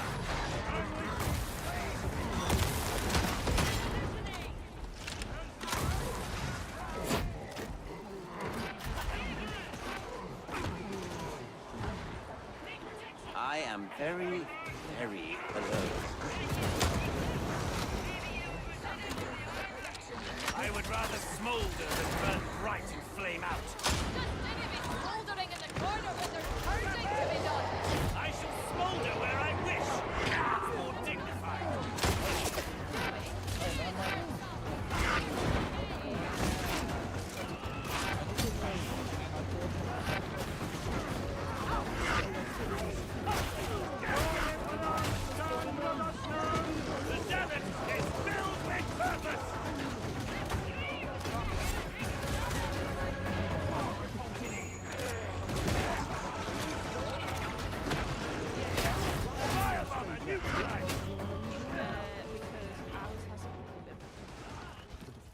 though, so I've got to stay in this fight.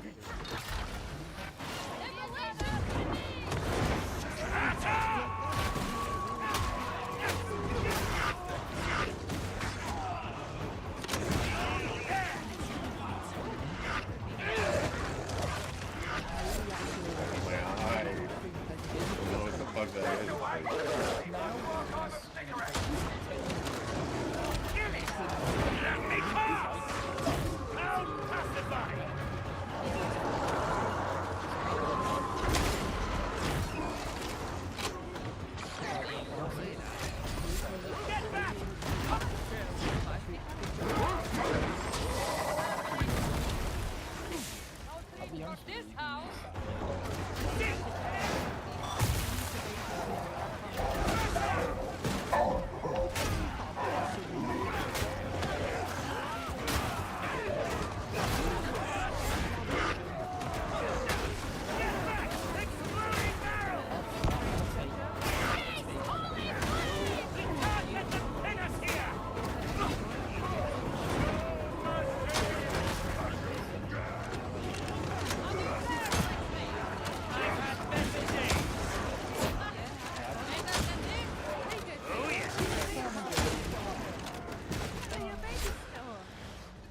Solve your ills here, fellow preacher. I'll tell him about my flash.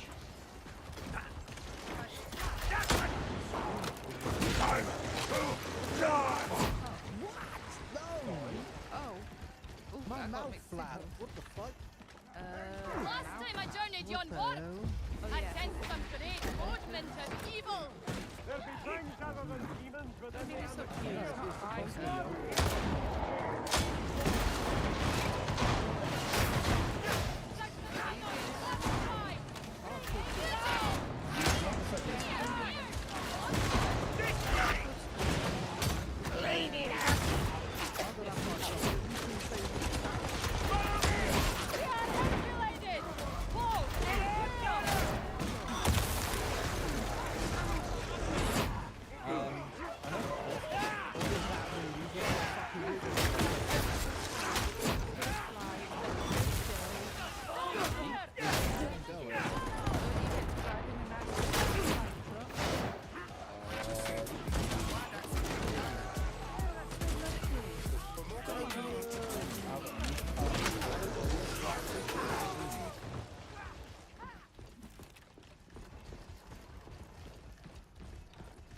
Justice, as the judge of Terra instructs.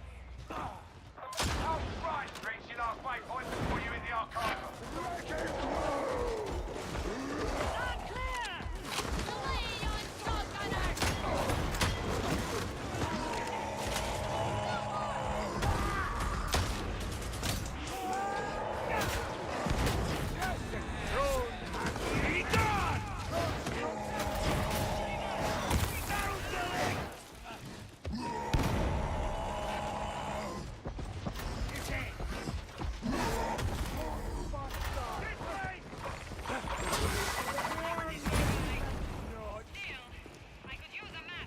Alone won't end well.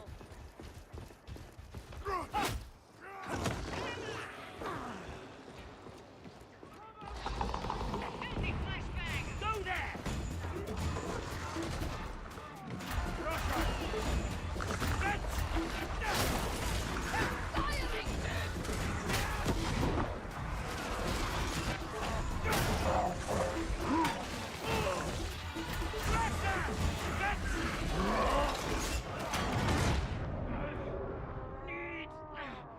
Medicaid! You know what to do!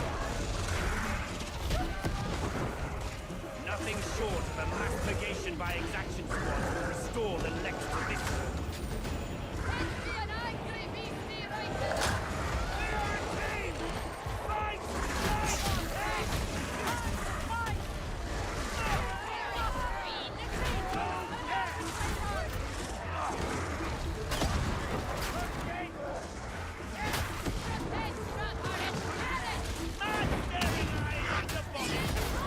You truly are a devil!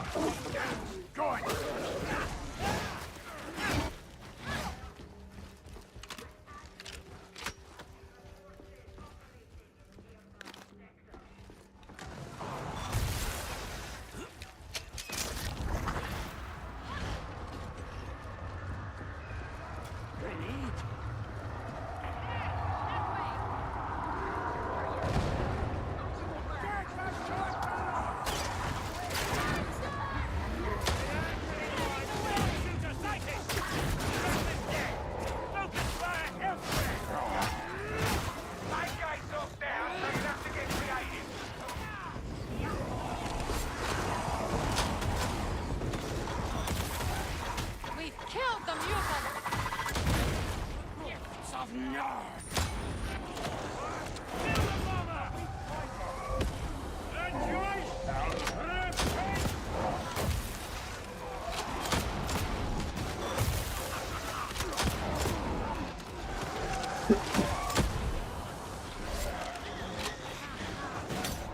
Nextbreakers have found cover!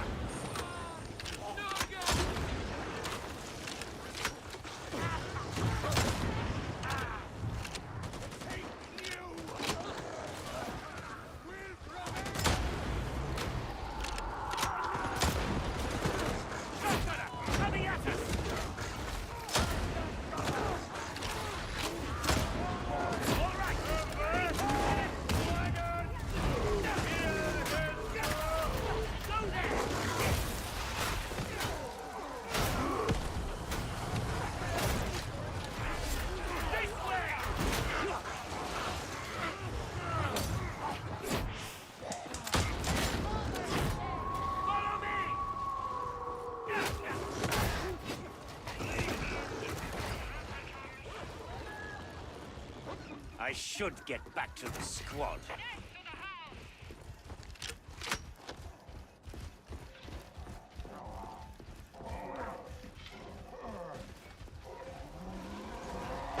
Taking cover!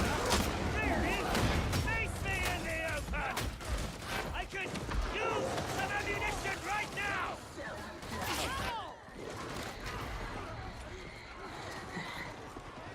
Rapper! You know what to do!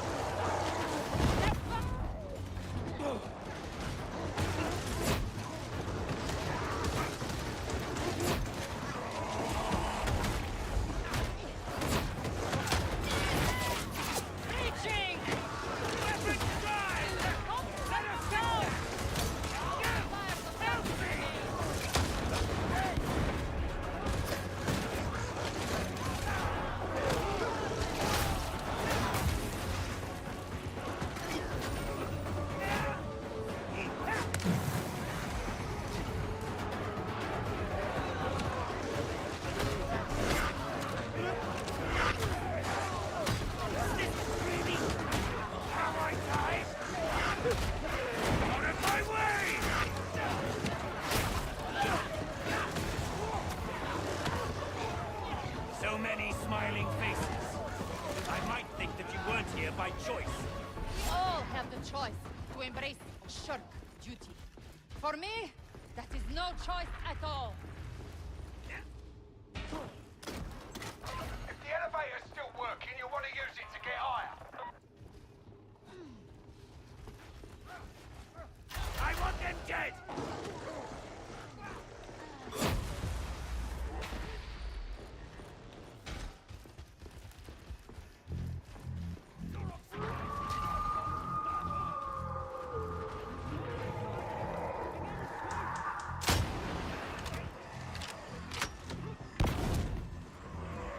Medicaid station!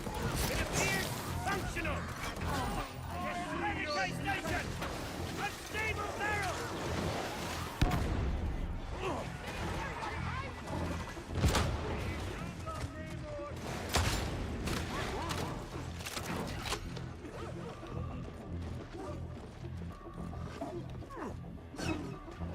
The cur is dealt with!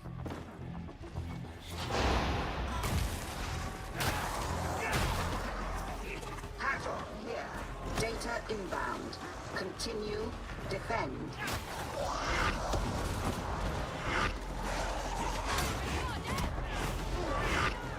Let me pass!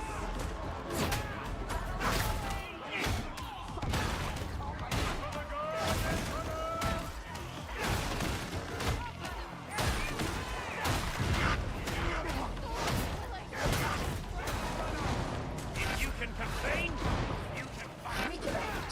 Retry. Resume.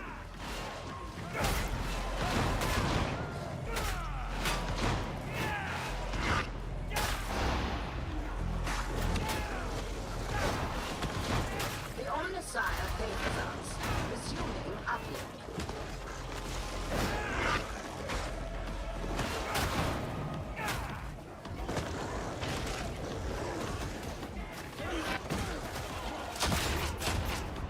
Out of my way!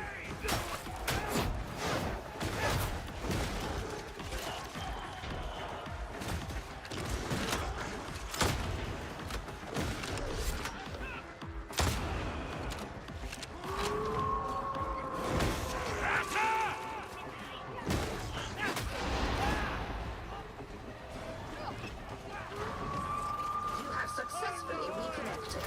Now maintain connection.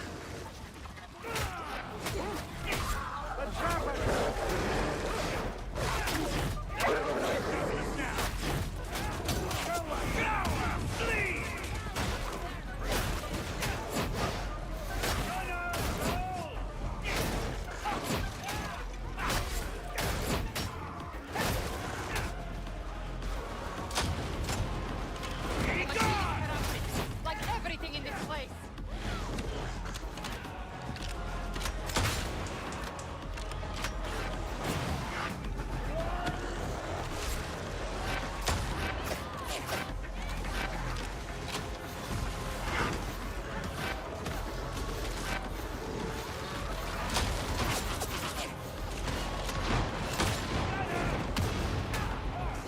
Iterative phase nearing completion.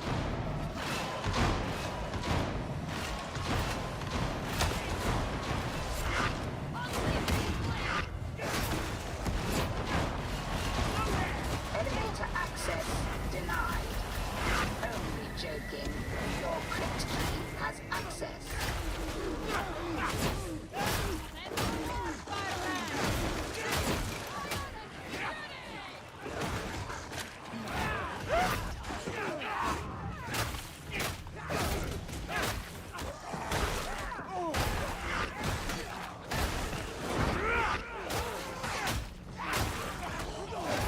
Get ready for close quarters combat! Elevators here! Got to get moving!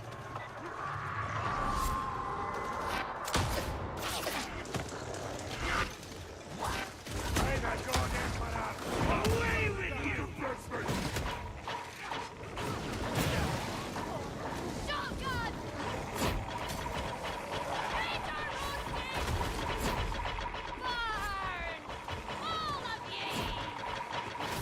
The muti's no longer a problem! Go down! Would you look at that?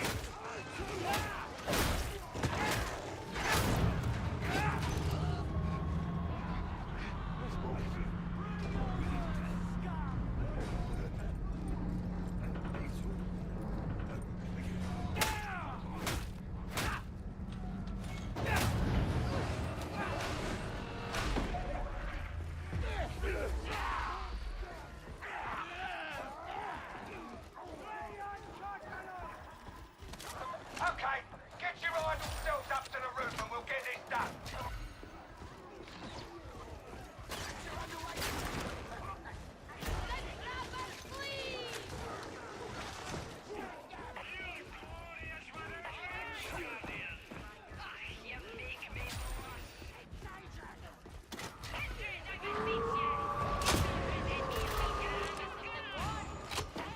Bucktown nearby!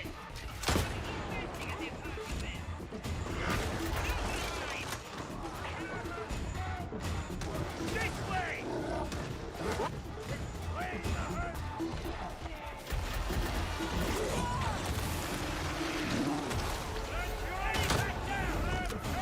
Follow me!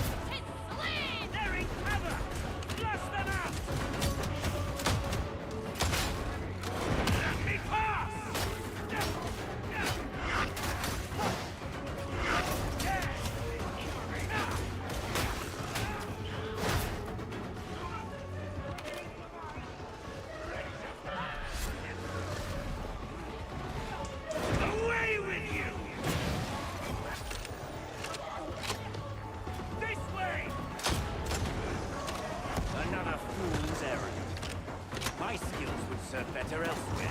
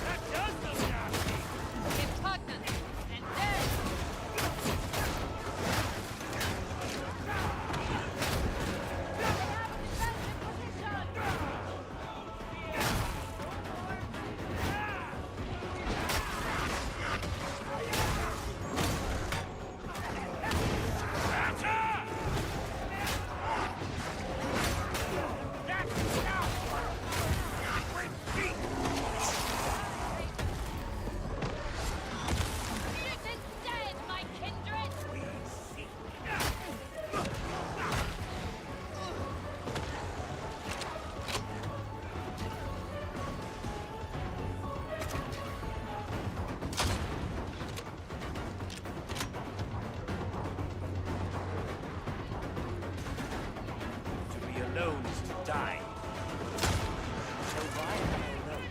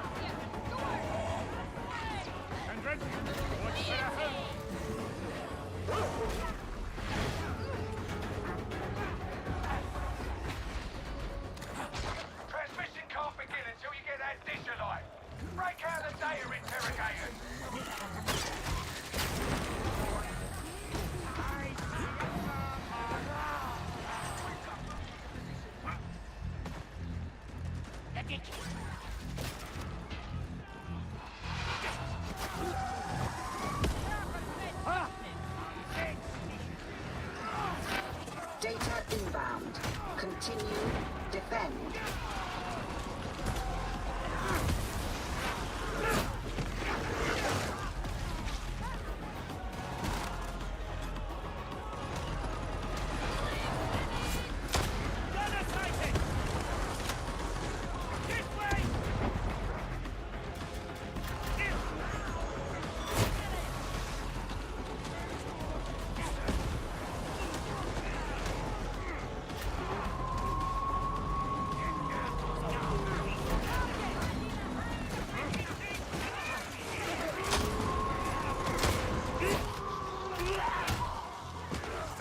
Interrogator status inoperative.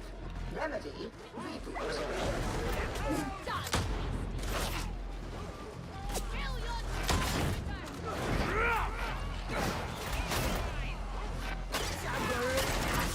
my god.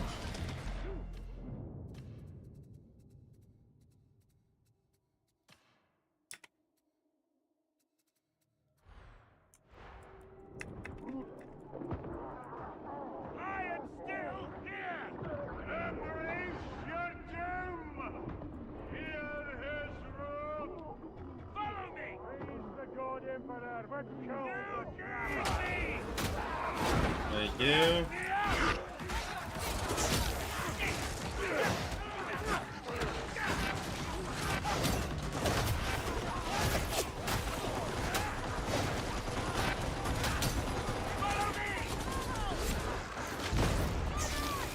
Okay, finally. Holy shit.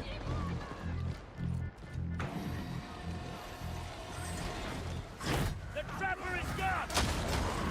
Systems green. Update resuming. As you were. Go there! That one!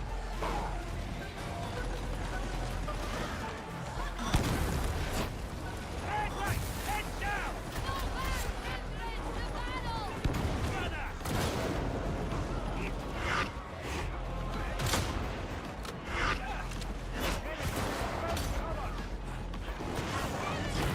Follow me!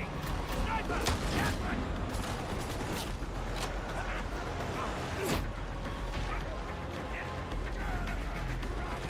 Cypher exfiltration faulty. Connection lost. Compensate. Be gone! Data interrogation imminent.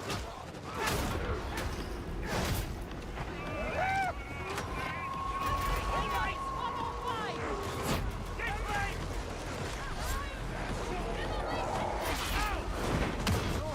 Hear me! Help! Done the off, huh? Now all you need to do is key the transmission.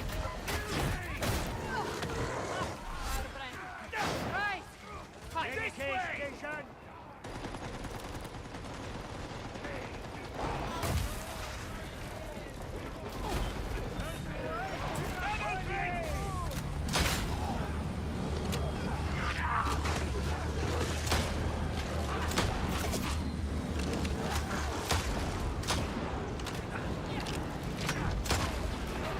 Back off! The decay! Follow me!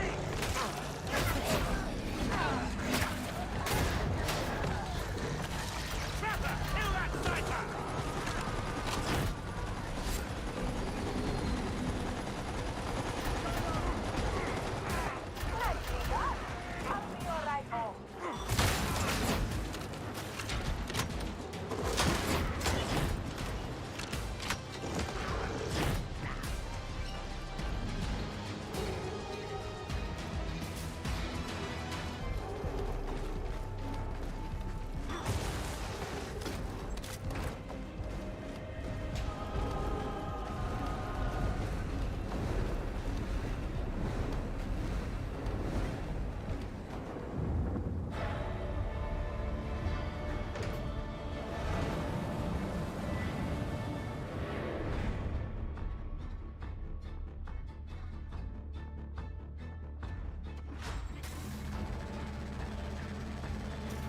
That felt good. That felt like a good game.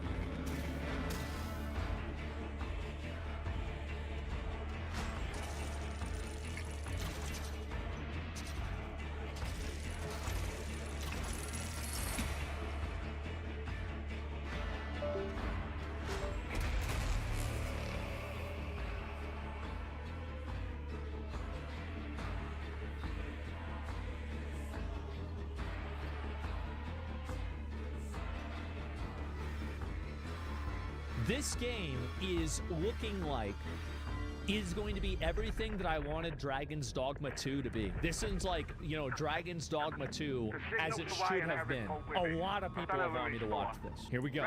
Let's take a look at it. These people made Black Desert. I reckon he's taking Zola's moment of initiative harder than he pretends. He's not one to trust easily, so even small...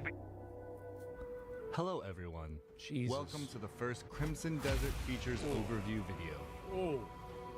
In this series, we'll be sharing information about several gameplay features and providing a look into what you can expect when you step into the world of Crimson Desert. Fly around. Beloved of the Omnisire.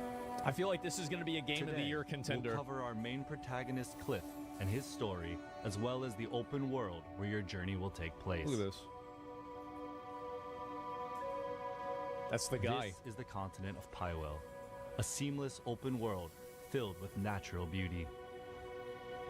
Man. Here you'll find both vast wilderness stretching as far as the eye can see, and bustling cities inhabited by residents from all walks of life. Totally should have been. This should have been Dragon's Dogma 2. You may also come across ancient ruins and more just waiting to be discovered. Yeah. But for all its beauty, danger lurks in remember that? See, this was in. Remember everything was dark. Look at this. Holy corners. Fuck. So it's actual real nighttime. Rival factions clash. That was the area that S-Fan did the that fight in. I remember seeing that. Hostile forces roam the lands, and high above, in the realm known as the Abyss, a growing mystical imbalance threatens to push the world toward chaos. So, okay. A new marvel is awoken. This is where you step in. You're that guy. Take these wings. It's time to return. He just jumps off.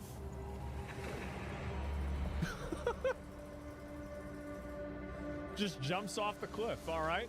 You will play as Cliff, a formidable warrior of the Greymanes, a faction hailing from the region Zelda, of Halo. yeah.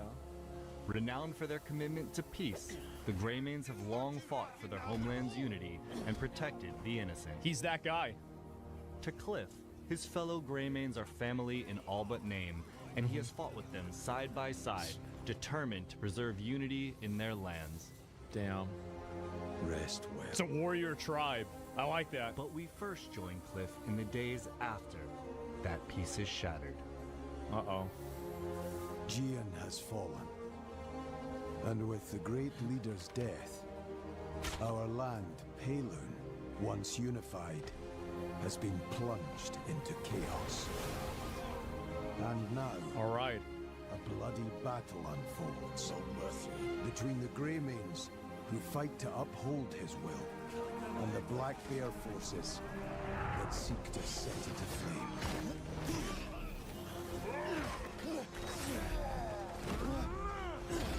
Man.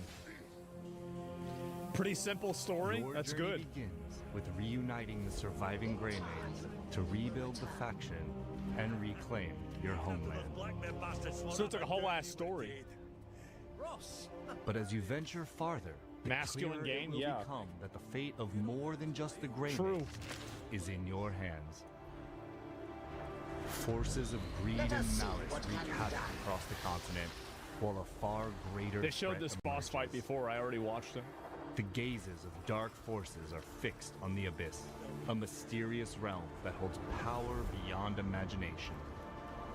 And in doing so, drives the balance of this unknown world and the continent below ever deeper into chaos.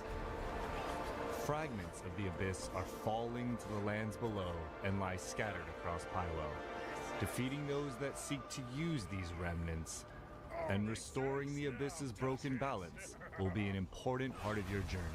What the fuck? Damn. The Abyss holds what the world itself Damn. contains. Which is why they plot to open the gate. What's behind it? Pure power, raw and untamed. The moment it is claimed by a single hand, ruin is sure. I really feel like the game has a lot of there's a lot more to it, really, because like in a lot of these games it feels like it's only like one or two different things, but like this game has a large kind of variance of like just environments, bosses, and like just content in general. Is this an MMO? No, it's not an MMO.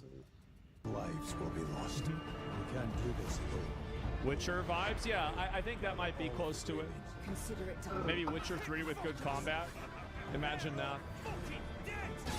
We need more special ammo for some of our covert ops. You're going to get it. Recon reports that the scouts have plenty of what we need at the Chasm Station Logistratum. It's up to you to find what we're after and get it aboard the retrieval craft. Does it have a gacha system? No. It's a real video game. This is actually a real video.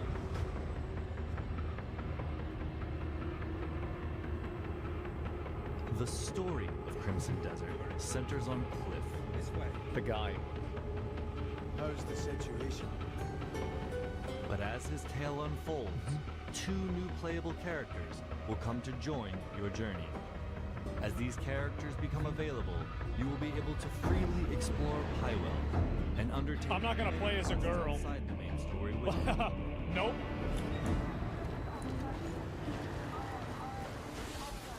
Crawling through the dark. Again.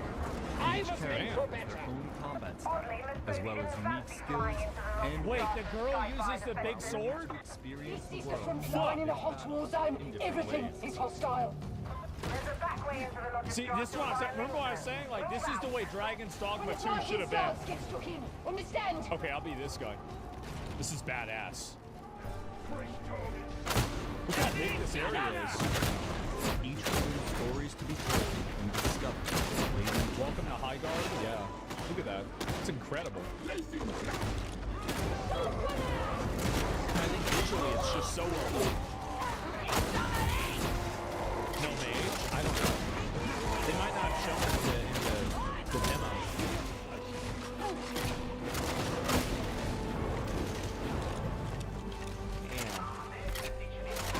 Unreal? I don't think this is made in the Unreal Engine. I'm pretty sure it's actually not. And this is the Fall of the Crimson Desert. Follows Cliff's journey, essentially. So go.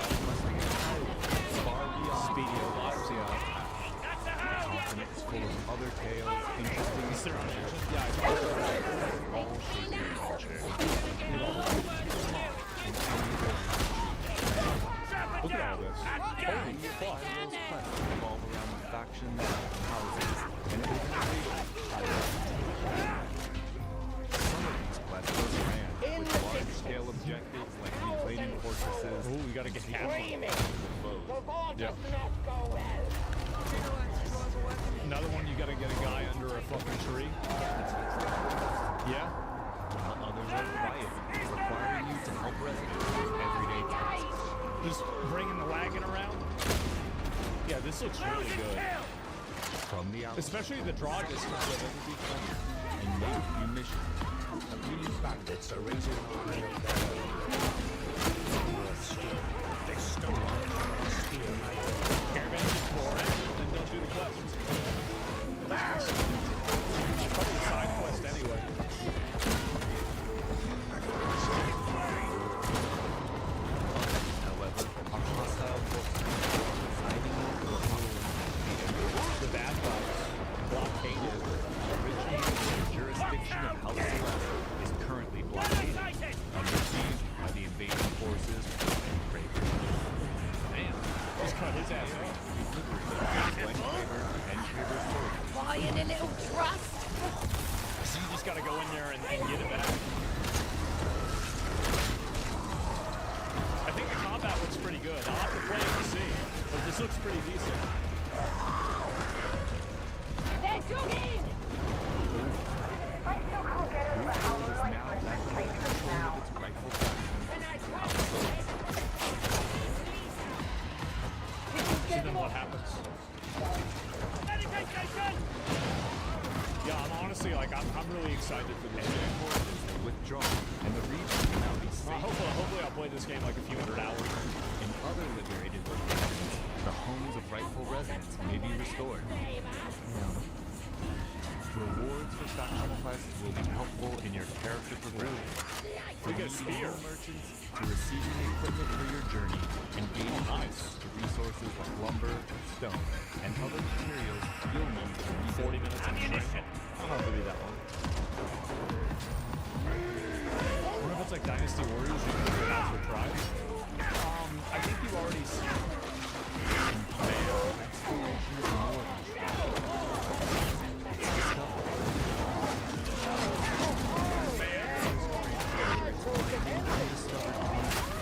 I'm gonna be honest, like, I remember whenever I played Black Desert and I saw the large tree spirits for the first time, it was pretty fucking cool.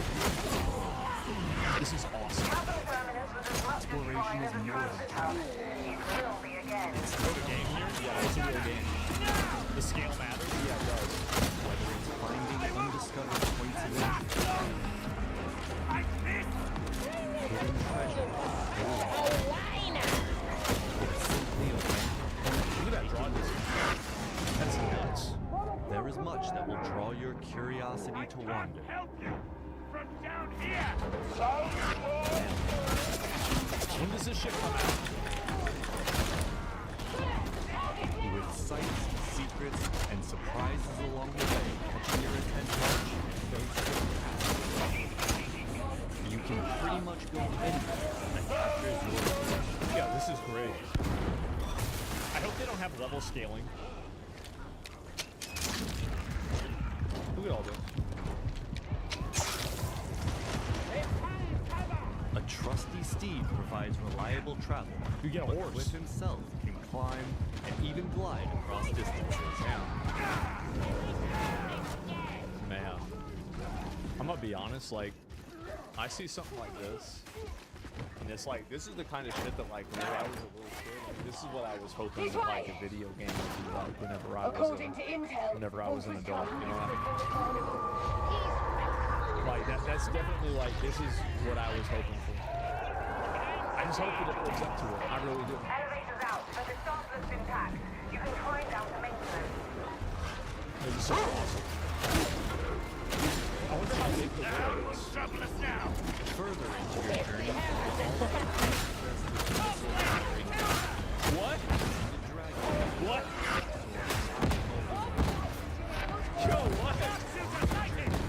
Yo, robots and shit. And dragons? Okay. Well, that makes sense. How you need, Owen? What's your thing?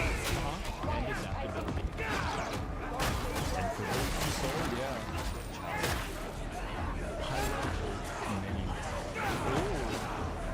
From each mechanisms like the guys. Enigmatic shells, each rewarding keen observation. You gotta hit it. You need to heal now. Oh! You stabbed the sword. Let's go over to Jesus! Look at that. in the world. The Abyss is a mysterious My God. brimming with secrets and untold Bro, what the fuck is this? You'll need to unseal the Look at access with this. your This is different insane. variants. power. That's just cool, yeah. Stretches far beyond its own borders, spreading into highway.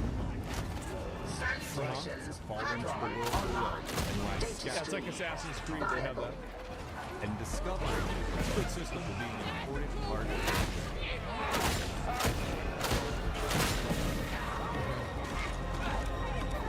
There will be Medicaid nearby. You may It's like get putting a this. processor in a computer. Necessary to unlock and upgrade your The skills. dice. Quests and combat, while others lie in more hidden corners of What the name of the eye? waiting. Yeah. Those willing to stray from the beaten path. Try again. Traces of the Abyss you discover will open up vast locations, making it easier to revisit and explore the areas of Hyrule discussed. Yeah. Dragon's Song was in that franchise. Itself, venturing into its mysterious realm, which awaits to protect as you uncover its secrets and restore the Abyss's broken balance. Across Hyrule, valuable equipment and items will be sought away in hidden corners. You guys see what I'm saying about how this game is what Dragon's Dogma 2 should have been? Many enemies may offer powerful advantages in combat. With a real sword. Even the spoilers Before you get Havel's on. unexpectedly useful, benefiting those who search every path and face every challenge. This is what I do. Yeah, I do this in every game I play. I try to go in everywhere and do everything. The world of Hyrule is rich with knowledge waiting to be uncovered. It's a gator. It's a gator. This information can be acquired in many ways, by interacting with characters and objects, Learning in process, and even observing from afar. The knowledge you 20 gather FPS. may provide It's not clues to unreal. completing quests, open paths to acquiring new skills, or offer helpful guidance. So there's even fishing and shit too? That's all for today's look at the story and world of Crimson Desert. In the future, we'll be highlighting combat, progression, and life in Hardwired, so stay tuned. Thanks for watching. Let's see. Has there really been a insanely good action combat game that's come out after its open world, after Elden Ring? Or was Elden Ring really kind of the last one? Like, I feel like there's maybe one other one that's come out since then. Yeah, you're right. Neo 3 is coming out tomorrow. I'll link you guys the video. I think it's fucking amazing. This is so good. And Flickering Waves, I don't think that's really going to fit. It's subjective. Maybe Wukong. People could say Wukong was an example of that. I could definitely see that. Assassin's Creed Shadows. Okay, ban that guy. Yeah, let's get rid of that guy. Ah, jeez. What the hell is this? Crimson Desert, is this your Game of the Year prediction so far? I mean, so far, yeah. I mean, this game is, in a lot of cases, I think this game is everything that people want it to. Like, for the people that are looking for a game like this game is everything that they want. Like, it has everything that a person like that could possibly want. It's open world. It has, obviously a medieval European theme. There doesn't really seem to be any, like, weird, diversity, inclusion garbage in it. It seems like it has, like, action combat. It has great graphics. I mean, like, this is really, honestly, if that wouldn't have had a beta, it wouldn't be very good, right?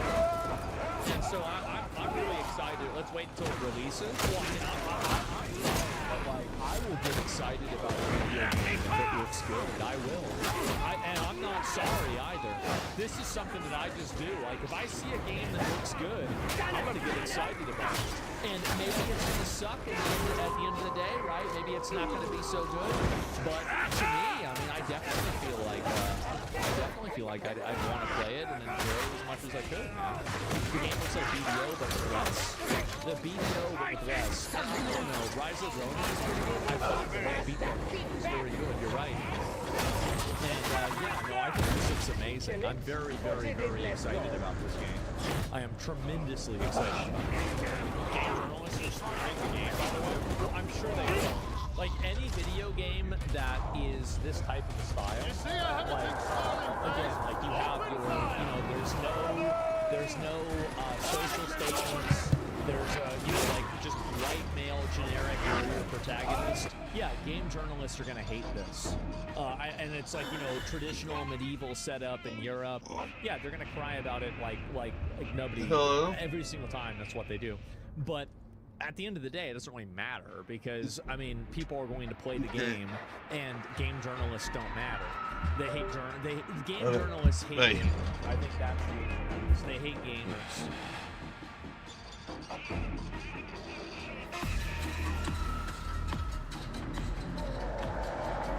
Now, a guy yesterday came in my stream and says, I want you to watch my video. And I said, okay, I want you to watch your video.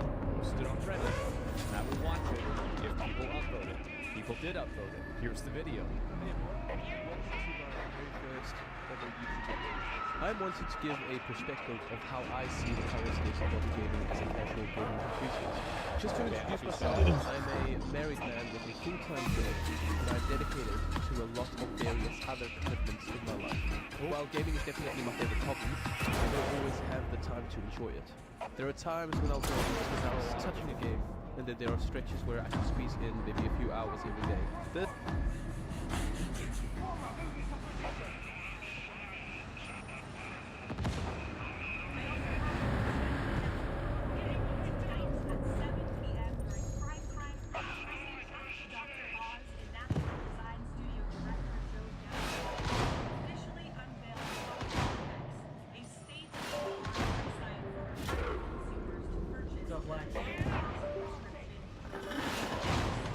Oh. Will save millions of their hard-earned money.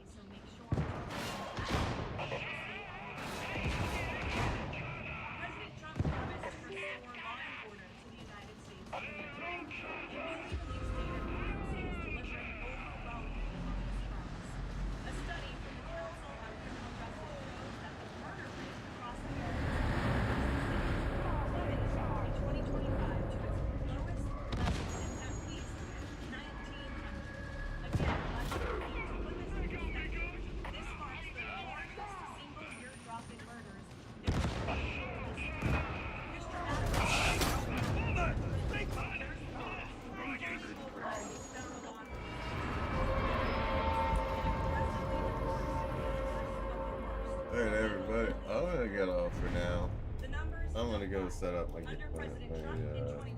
stuff for my last day at work for the weekend.